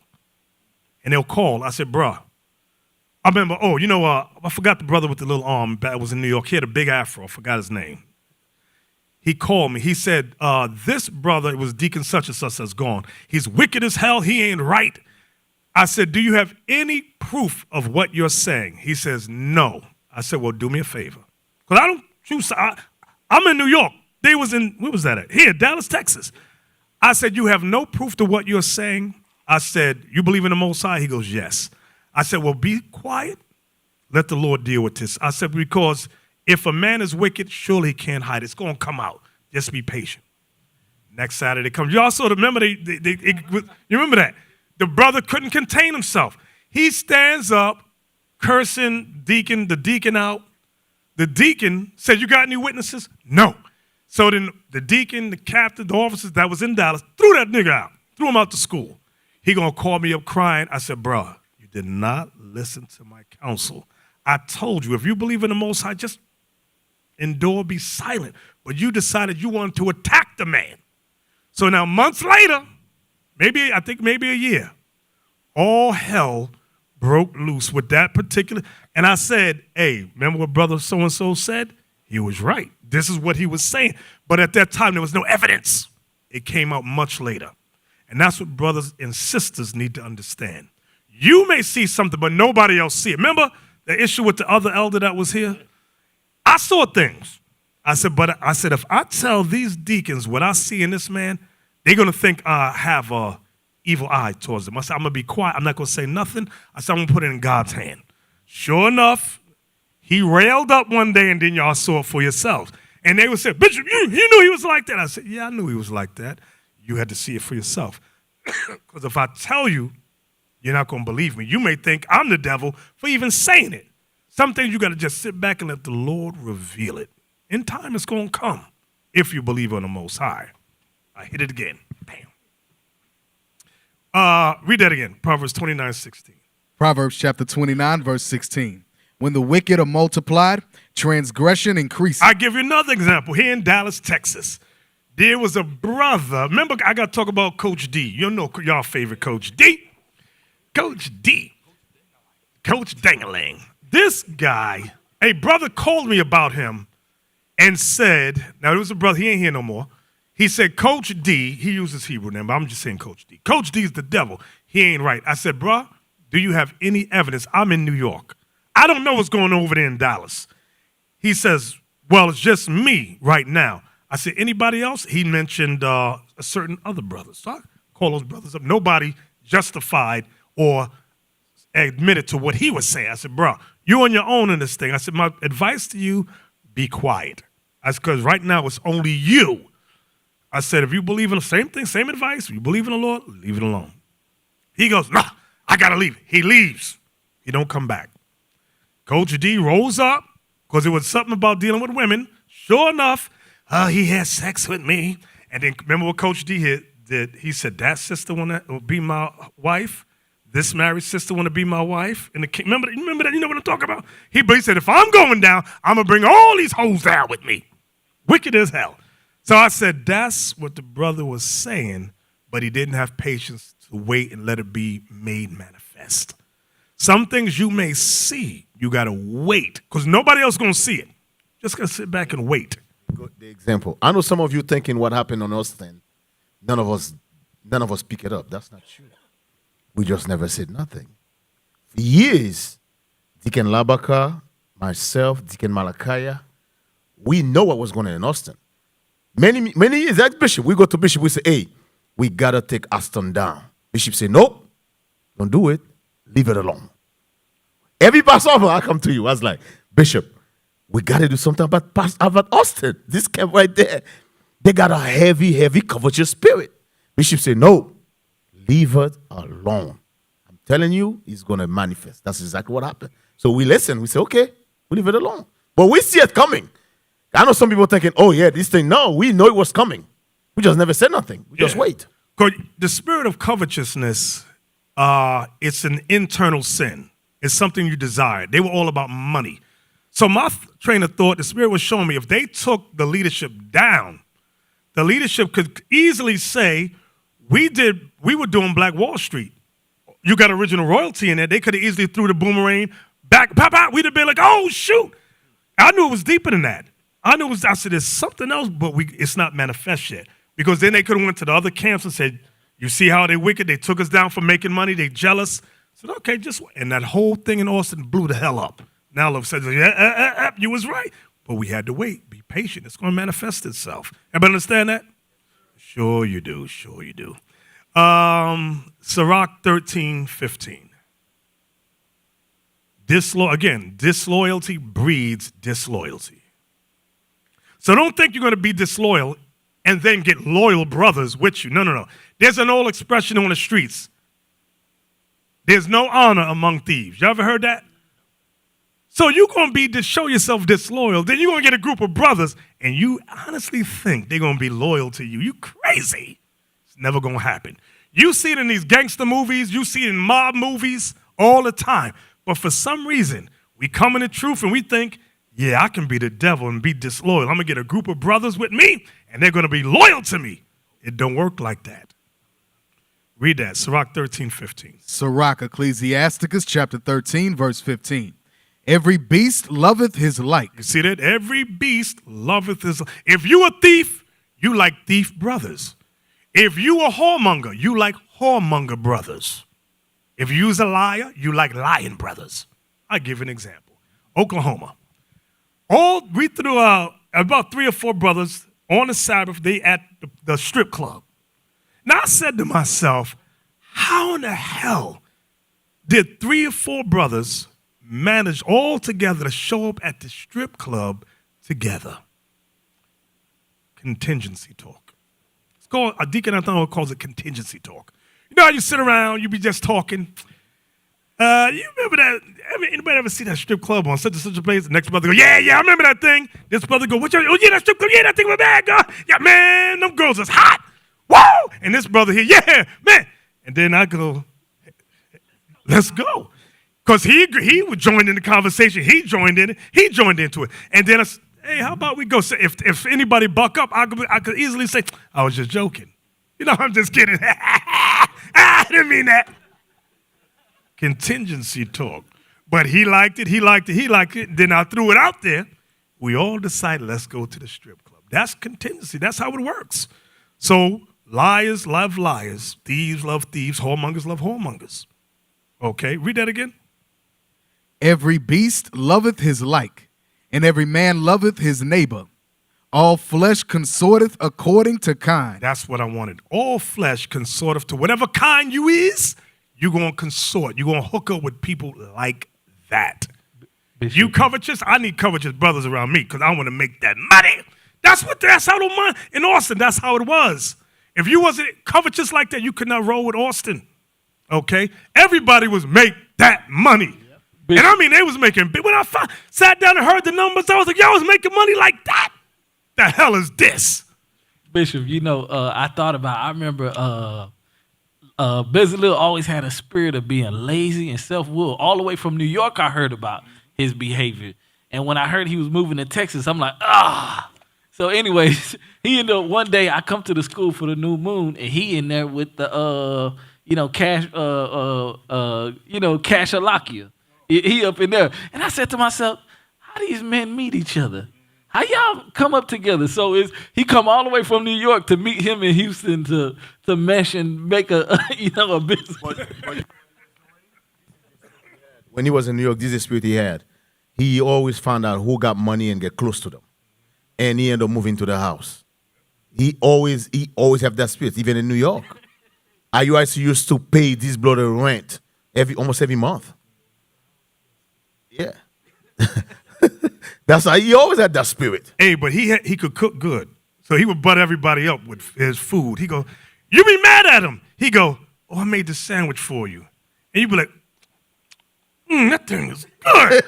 And you forget what you're mad at him about. Or he would do some art, because he's a great artist. I can't take that from him. We'd be ready to yell at him.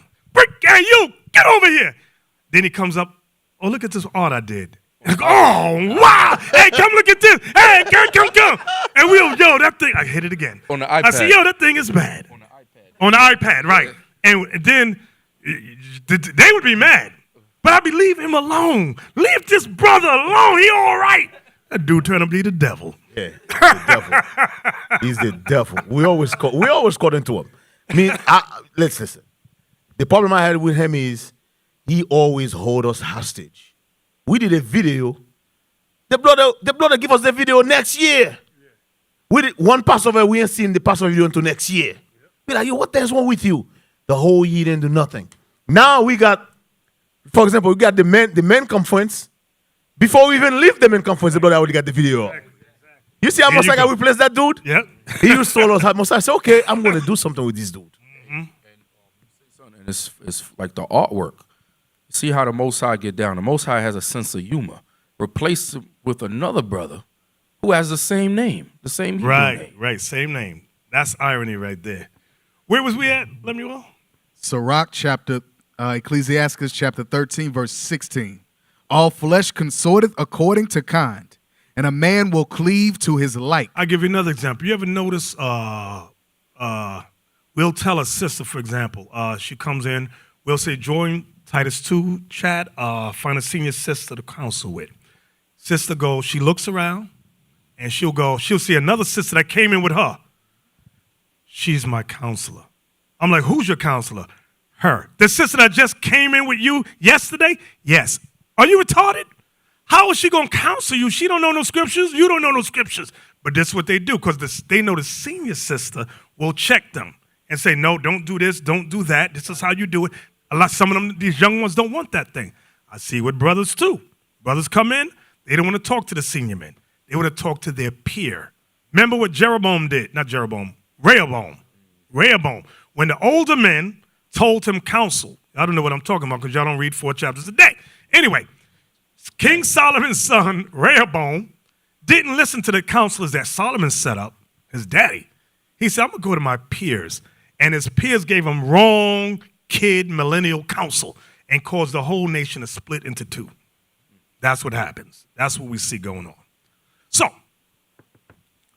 did you finish that verse, Lemuel? Yes, sir. All right, so now, write this down also. I hope y'all been writing stuff down. Loyalty does not join or create factions. I'm going to say it again. Loyalty does not join or create factions. I'll give you an example. 1 Corinthians chapter 1. The creation of factions attempted to rise up in the church of Corinth. I tell you, that was a rebellious congregation. 1 Corinthians chapter 1, verse 10. Now I beseech you, brethren, by the name of our Lord Jesus Christ, that ye all speak the same thing, and that there be no divisions among you. You see that? That there be no divisions among you. Divisions is the beginning stages of creating factions. Go ahead. But that ye be perfectly joined together in the same mind and in the same judgment. The Spirit of Christ is a unifying spirit. The Spirit of Christ is about being of one mind. When you get people that are opposed to what scriptures say, and they want to do 2 different things, that's not of the Lord. Go ahead, watch. For it hath been declared unto me of you. Meaning, it has been told me. Somebody, a little birdie came by and told me what was going on. Read verse 11 again. For it had been declared unto me of you, my brethren, by them which are of the house of Chloe, that there are contentions among you. So the house of Chloe was an honorable family in the church of Corinth. They were reporting to Paul. Yes, that's right. They were snitching. They said, I'm going to tell what y'all doing out here in Corinth. So whenever Paul was traveling, he got word of what was going on in the church. And you know they was pissed off at the house of Chloe. This is why we have the complaint forms. Let us know what's going on in the congregation. I'm going to give an example. Before you got here, that old deacon knucklehead that was used to be here. I come in, And maybe some of the ones, senior ones may know what I'm talking about. Salute everybody. All the sisters were here. I sit down, I'm talking with the brothers up here. Blah, blah, blah, blah. A minute goes by, 2 minutes go by, and I just happen to look out the corner of my eye, and all of the sisters were still standing. So I said, I didn't know what was going on, so I continued talking, blah, blah, blah, because we're not having class. We just talk. 2 minutes go by, 3 minutes go by, 5 minutes. So I look again, they're still standing. I go, excuse me. I said, sisters, why are y'all still standing? They said, we're not allowed to sit down until the last male comes into the school. I said, you're not allowed to sit down until the last male comes. I said, in the minutes, I said, where'd you get that from? We don't teach that. They said, Deacon Knucklehead over there. I said, bro, you making up your own rules? I said, that's called abuse. I said, look at these. You think these women going to be standing for an hour till the last Negro walk up in here? That's called, what is it, what did Christ say? You put burdens on the people. I said, don't do that, bro. Don't roll like that. And that was the beginning of the end for him. Because then I said, I got to keep my eye on this dude. This dude getting reckless out here. Okay, where we at? 1 Corinthians chapter 1, verse 11. Go ahead, read it again.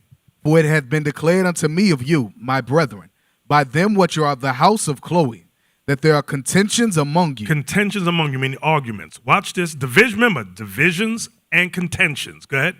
Now this I say, that every one of you saith, I am of Paul. So some of the Corinthians said, listen, I'm a follower of Paul. Go ahead. And so I am of Paul, and I of Apollos. Another group of them was saying, well, I love Apollos better. I like the way Apollos teaches. I follow him. Go ahead. And I of Cephas. And another group said, I'm of Cephas, meaning Peter. I follow Peter. So that, look at it. I want you to look at that. You had a group following Paul, a group following Apollos, and a group following Cephas. Go ahead. And I of Christ. And another group said, listen, I don't follow no man. I only follow Christ. So that is, how many factions is that? You got 1, 2, 3, 4 groups in this one church. Watch. Go ahead. Is Christ divided? Right. The spirit of Christ is not a spirit of division. Understand that. If the black and brown man can understand that, we'll be a little bit better off.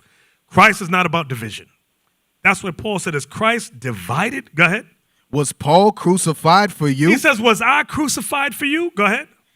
Or were ye baptized in the name of Paul? Were you baptized in the name of Paul? Go ahead. I thank God that I baptized none of you, but Crispus and Gaius, lest any should say that I had baptized in mine own name. And I baptized also the household of Stephanus.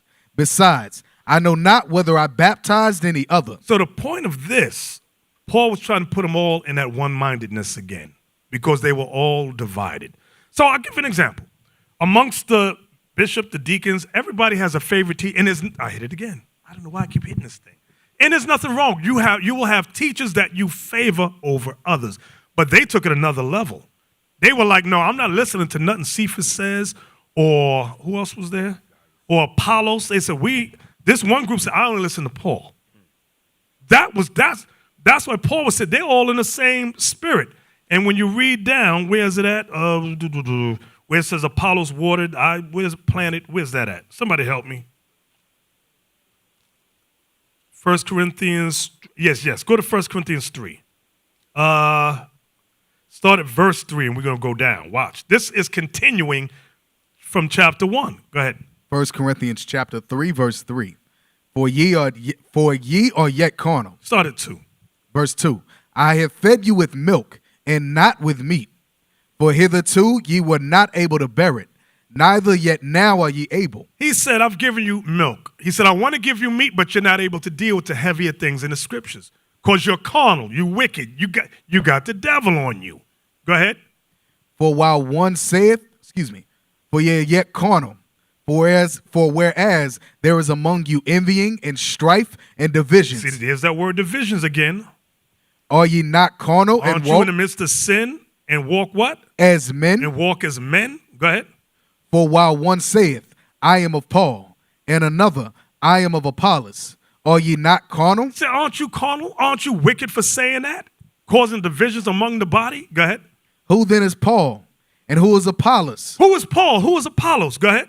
But ministers by whom ye believed, even as the Lord gave to every You man, see that? He said, we're all ministers of the Lord, that the Lord's given that spirit to every man. Go ahead. I have planted, I planted, Apollos watered, meaning what? Paul started the church in Corinth. Apollos followed behind Paul and continued and answered questions, things of that nature.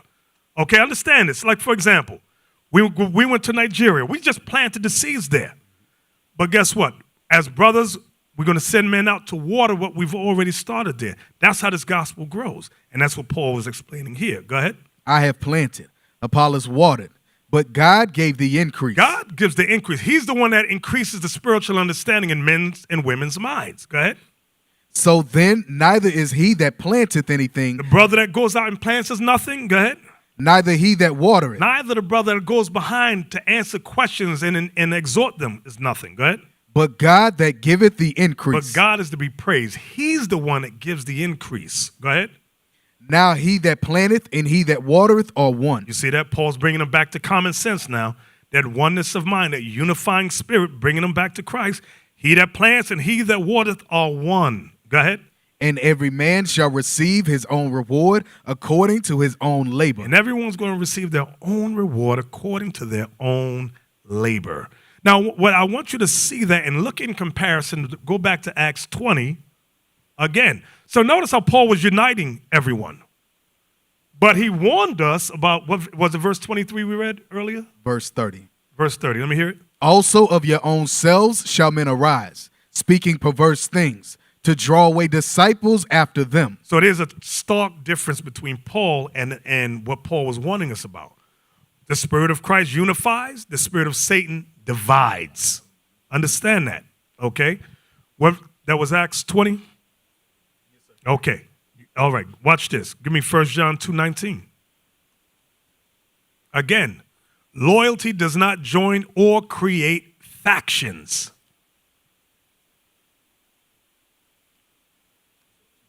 Two 19. 1 John chapter 2, verse 19. They went out from us, but they were not of us. For if they had been of us, they would no doubt have continued with us. But they went out that they might be manifest that they were not all of us. See, that goes back to what we just read in Acts 20, verse 30. That's what we read, right? Read that again. Acts chapter 20, verse 30. Also of your own selves shall men arise, speaking perverse things, to draw away disciples after them. Now go back to 1 John 2:19. They went out from us, but they were not of us. For if they had been of us, they would no doubt have continued with us. But they went out that they might be manifest, that they were not all of us. And that is history in the making. And it's not a one-time thing, because Acts 20, verse 30 was prophetic even for these days. So don't think you read things and, oh, that only happened back then. Oh, no. He was warning us that even in these last days is going to happen. An example of that, another example is 1 Timothy, I think it's 4:1. 1 Timothy chapter 4, verse 1. Now the Spirit speaketh expressly, that in the latter times, When? in the latter times, Go ahead. some shall depart from the faith, See that? Some shall depart from the faith. Go ahead. giving heed to seducing spirits. You don't got to keep the Sabbath day no more. You ain't got to wear fringes no more. You can love the white man. He's your people. Love him. Thou shalt not abhor Edomite, my brother. You don't got to eat lamb. You can eat chicken and collard greens on Passover. This is what he's talking about. Go ahead. Giving heed to seducing spirits and doctrines of devils. So we'll read these things, and although it says in the latter times, we think it's talking about back then. No, it's talking about these days today, right now. Men and women come in this truth, they get offended, they got that disloyal spirit, then they bounce, and they do what we just read here. Look at number 16. Deacon Malachi was talking about this all night. Number 16, one down. Numbers chapter 16, verse 1. Now Korah, the son of Izhar, the son of Kohath, the son of Levi, and Dathan, and Abiram, the sons of Eliab, and On, the son of Peleth, sons of Reuben, took men, and they rose up before Moses, with certain of the children of Israel, 250 princes of the assembly. Notice it, 250 princes, not regular men. They were princes in Israel, meaning what? Captains. They were high-ranking officers. That's what it means by princes. Go ahead. Famous in the congregation. And these men were famous in the congregation. Go ahead. Men of renown. Everybody knew their name. Go ahead. And they gathered themselves together against Moses and against Aaron. You see that? They gathered themselves against Moses and against Aaron. Go ahead.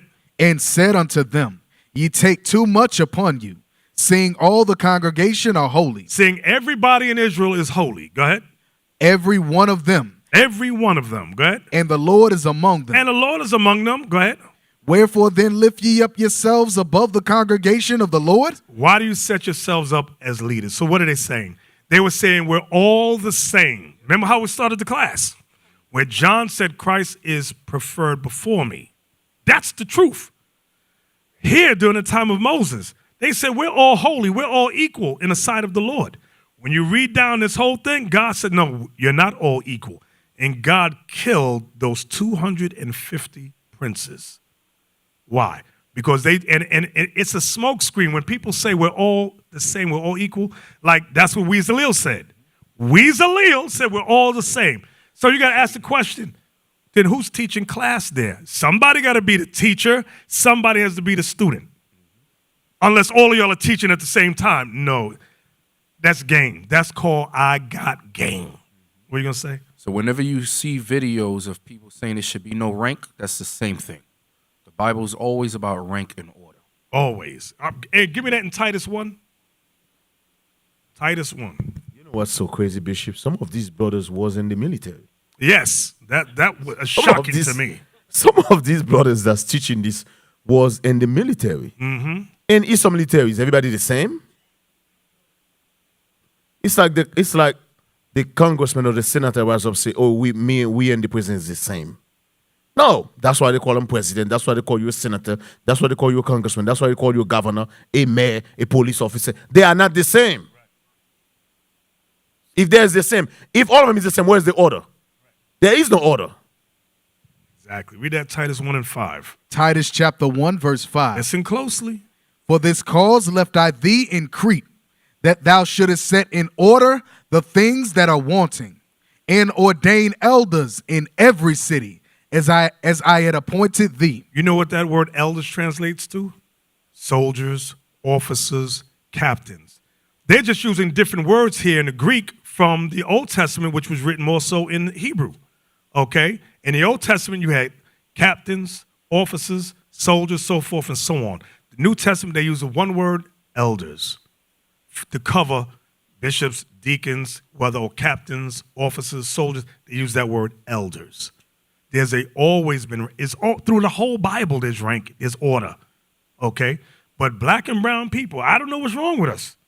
We get, whoo! No, well, everybody's the same. Everybody's the same.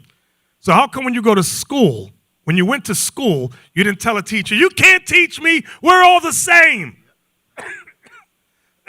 Nobody does that. We get crazy. We come in this truth, we lose our minds. Give me 2 Samuel 15:11. Again, loyalty does not join or create factions.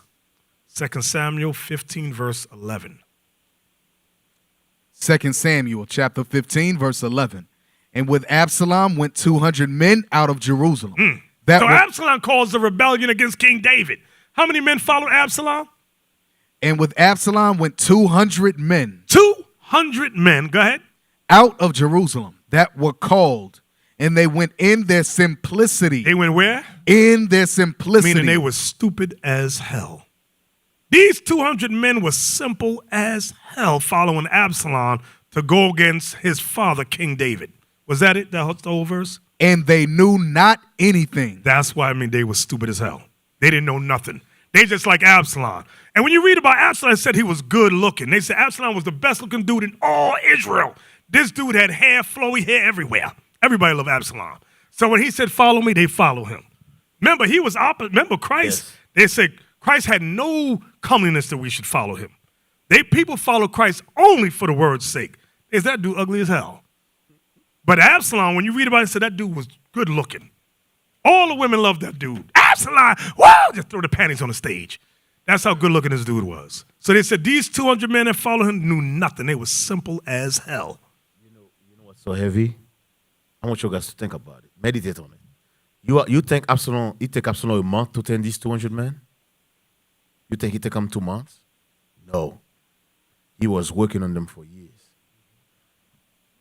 Think about it. You think 200 men he just turn them in a week, on a month? It doesn't work like that. You know he was working on them because that's it. 40 years. Yeah, he had 40 years to work on them. He was sitting right there. Same thing today we see. Same thing today. It take years. That whole group that left was the same thing. You got a brother from this state working on him, brothers. Some of those brothers were employed with him, right, or his money scheme. It was the same thing. And then it says they went in their simplicity and they knew not anything. It was dumb as hell. At that meeting that the deacons was at, remember they was stumbling over Matthew 18? They didn't know what the hell Matthew 18 was talking about. That's why the scriptures say if the blind lead the blind, they both fall in a ditch. That's New Testament. It's saying the same thing. Exactly. So, write this down. The root of disloyalty is pride. The root of disloyalty is pride. Give me that in Sirach 10 and 12. We're almost done. Sirach 10, Ecclesiasticus chapter 10, verse 12, to explain pride. Sirach, Ecclesiasticus chapter 10, verse 12. The beginning of pride is when one departeth from God, and his heart is turned away from his maker. Read. For pride is the beginning of sin. See, that's what pride is, the beginning of sin. You got that spirit of pride on you? The way the Bible uses pride is not the way we use it in modern day society. We use the word pride to mean you are confident in yourself, but that's not how the Bible uses it. The Bible uses the word pride in the negative sense. Okay, meaning what? You're breaking God's commandments. Read that again. For pride is the beginning of sin, and he that hath it shall pour out abomination. What kind of abomination will he pour out?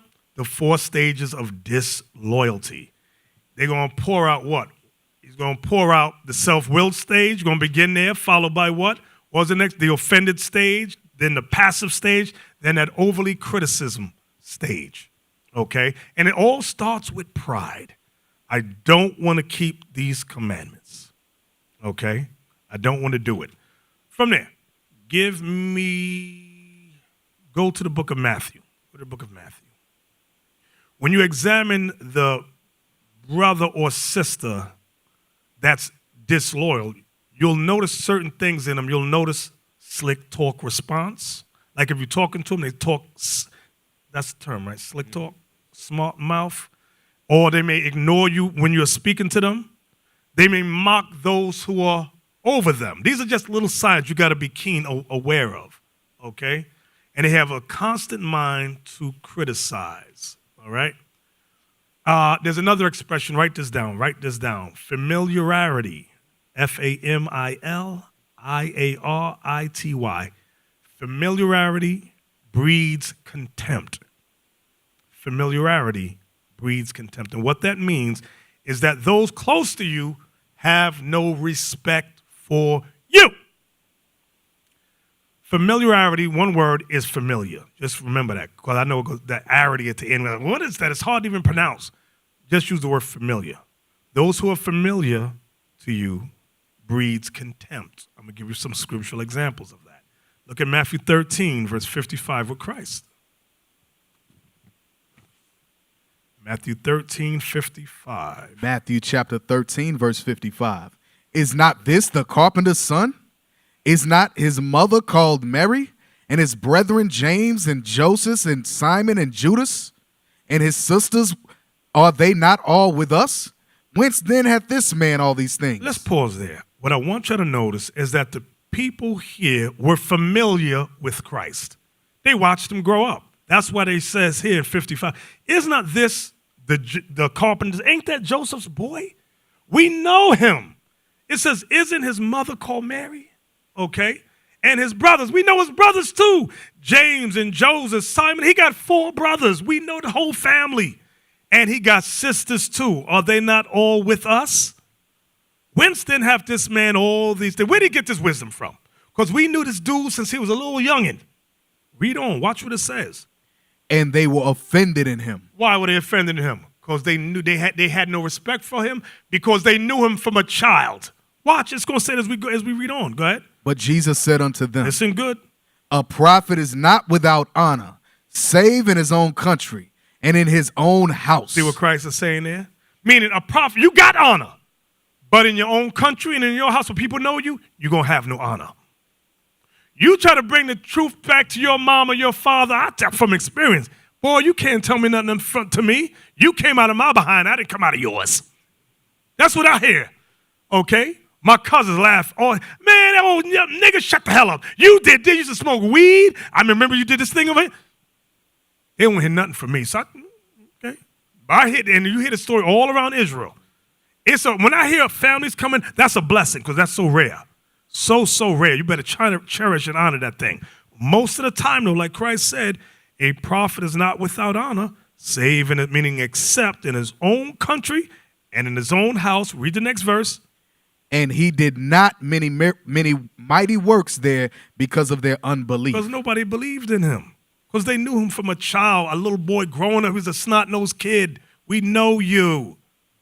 So that's an example of familiarity breeds contempt.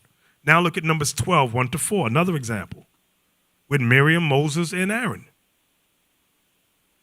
Remember, Miriam was the oldest out of all of them.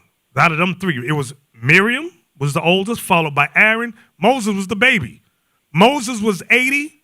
Miriam was about, I want to say 90-something, okay? And Aaron was in the middle. But Moses was the youngest one. So look at Numbers 12. Numbers chapter 12, verse 1. Now, I might have the ages mixed up, so don't quote me on them ages, okay? But I know Moses was 80, and I know they were older than him. Go ahead. And Miriam and Aaron spake against Moses because of the Ethiopian woman whom he had married. Go ahead. For he had married an Ethiopian woman. And they said, hath the Lord indeed spoken only by Moses? Hath he not spoken also by us? And the Lord heard it. The Lord was mad at that thing. Why did Miriam, notice in order it says Miriam and Aaron, because Miriam led the charge. She said, you my younger brother, I'm going to tell you, because God's dealing with us too. Nooka, you married that hoe over there, the Ethiopian, you used to be married to her. And the Lord got pissed off at that thing. And when you read down, the Lord says, why weren't you afraid to speak against Moses? He said, I allowed that thing to go down. When y'all start reading 4 chapters a day, you'll read the whole chapter. Let's go to 1 Samuel 17. Another example of familiarity breeds contempt, meaning those familiar with you will not have respect for you. I knew you when you was locked up. Yeah, that's right. I remember you used to sling hash on the street. You was a whoremonger. You got that girl over there pregnant and that girl too, and you ain't take care of none of them babies. And you would have told me about the Bible. Nigga, get out of here. That's familiarity breeds contempt. That's why you got to go to another city where nobody knows your name. Read that. 1 Samuel chapter 17, verse 4. No, 17, verse 28. Verse 28. And Eliab, his eldest brother, heard when he spake unto the men. Let me set it up for you. Since y'all don't read the 4 chapters, I'm going to set it up for you. Goliath is in the valley challenging the Israelites, and Israel was scared as hell because Goliath of Gath, how tall was that dude? Like 15 feet? 13, whatever it is. Huge. Everybody's scared of that Hamite. Everybody's scared to death of this dude.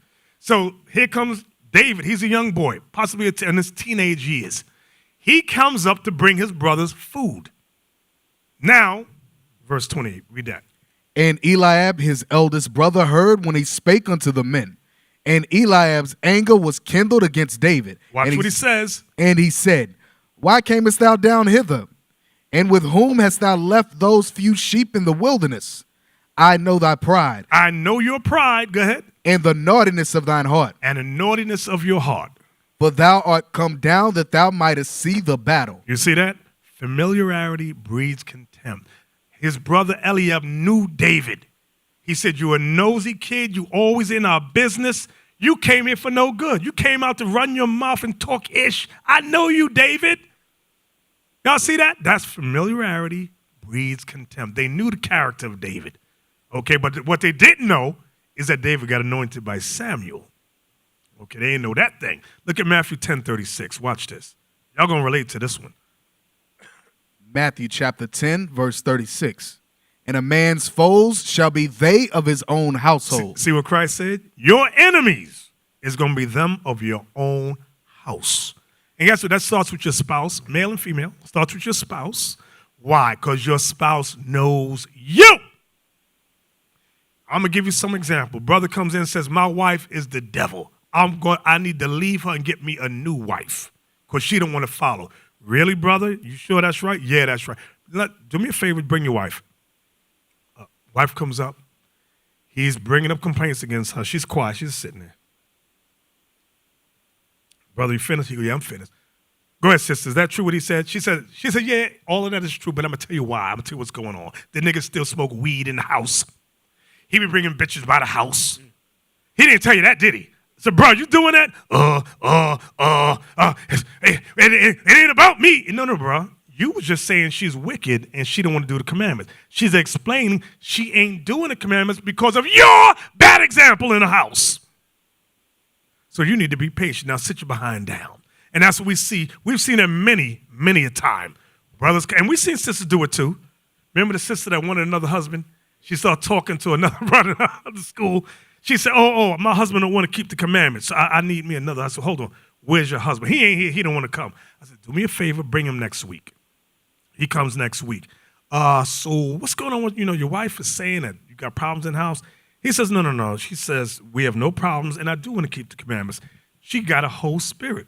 He said, she's always had a whole spirit. She said, from when we met, she always liked to bounce around, but I told her, you're going to marry me, we got to settle down.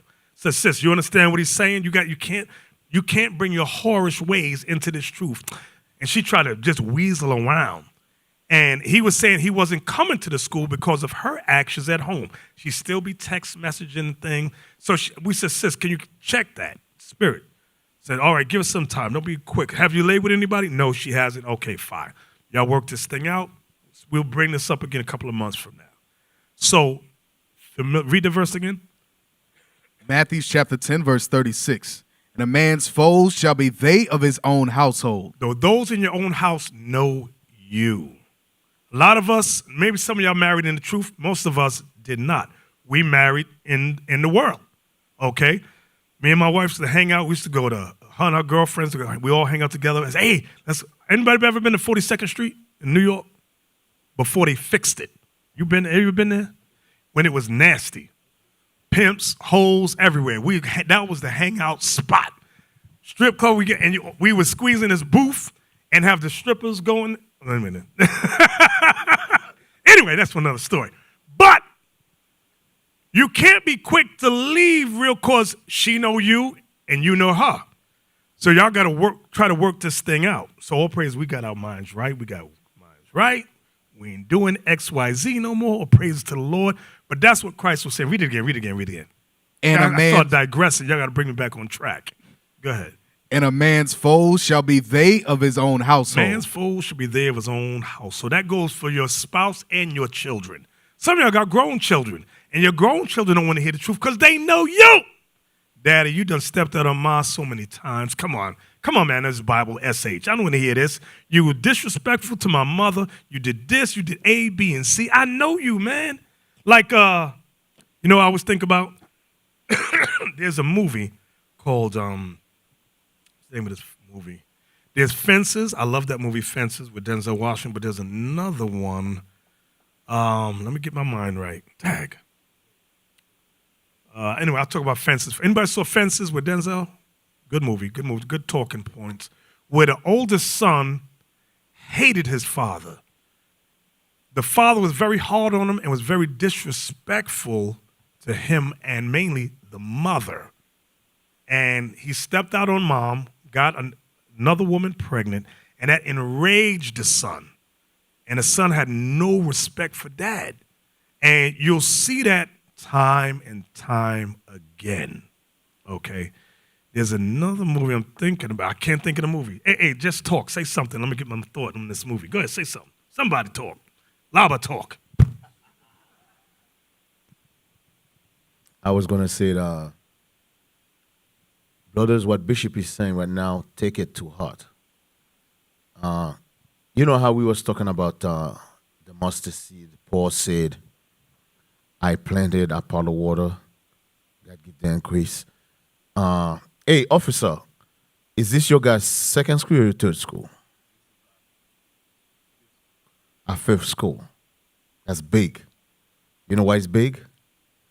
Some of you might think when you go out every Saturday, you're passing flyers, you think it's not making an effect. Oh, yes, it does. How do you know? That's your fifth school. If it didn't make an effect, right, you could have been at your first school. So that's saying when you're passing those flyers, when you're teaching, the seed you planted, keep in mind. Remember, I give you an example about how if you put a seed down, the seed don't go in one day, right? Because I remember, for example, Atlanta. I remember you guys teaching Atlanta years ago. Before Atlanta years ago, you wasn't even with IUIC wasn't even start yet. I saw a video, old video. You guys wasn't. We went out there Yeah. twice. Once when we were with a school called 12 Tribes. Oh, that was a terrible school. I hated that school. Then when we became IUIC, I think 4 of us went out there. Yeah, went out there, and then later on, the deacon I was Shakia and Deacon Aitan, we went over there. But the seed was planted.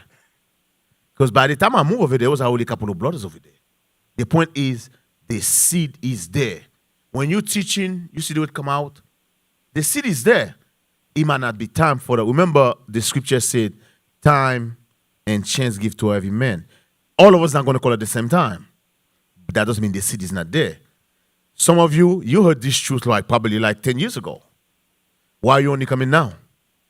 Because it wasn't time for you yet. That's why Paul said, I planted, Apollo water, God give the increase. So now, Bishop just went to Nigeria. They're planting their seed. They're planting their seed. Somebody else is going to come and water it. And God going to give the increase. 10 years from now, those African countries might have some of the biggest school. Remember, there's just a lot of jerks over there. You never know. And you might be like, damn.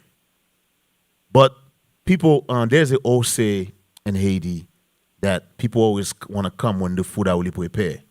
Nobody want to help prepare the damn food. And they always question, oh, the food tastes good. Well, brother, guess what? Somebody had to go in the damn kitchen and prepare it. He didn't just prepare itself. So we all got to put our hand and prepare that food.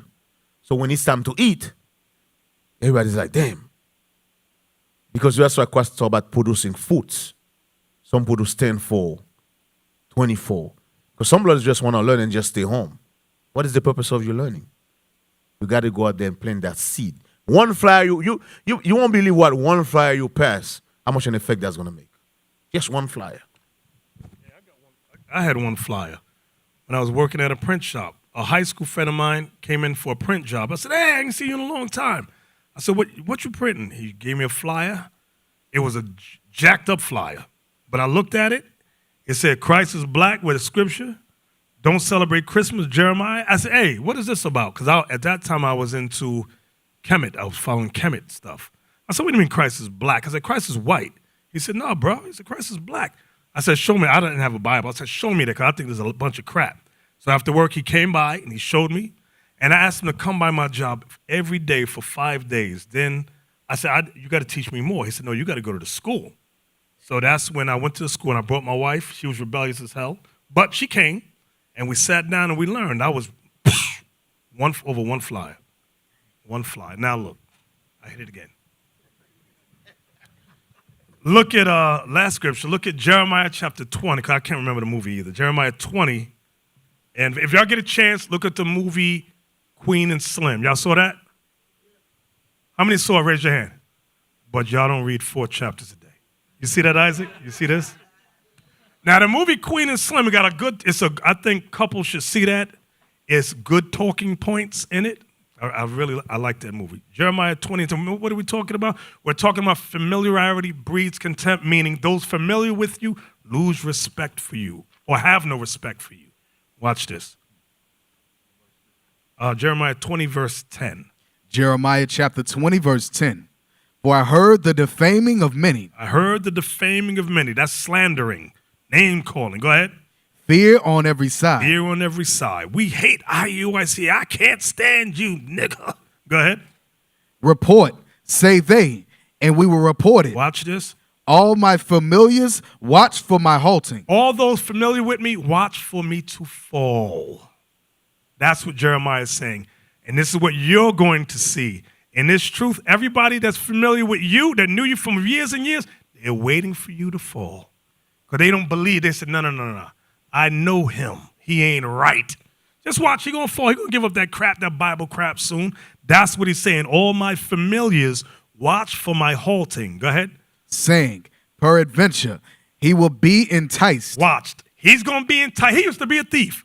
Situation going to come out. He going to need some money. He going to steal again. Just watch. Go ahead. And Or we he smoked weed. He going to be enticed. Go ahead. and we He shall used to smoke crack. He going to be enticed. Go ahead. and we shall prevail against him. See that? And we shall prevail against him. Then we're going to mock him. Go ahead. And we shall take our revenge on him. And we're going to cuss him out. So Jeremiah went through the same thing we were going through. The same exact thing.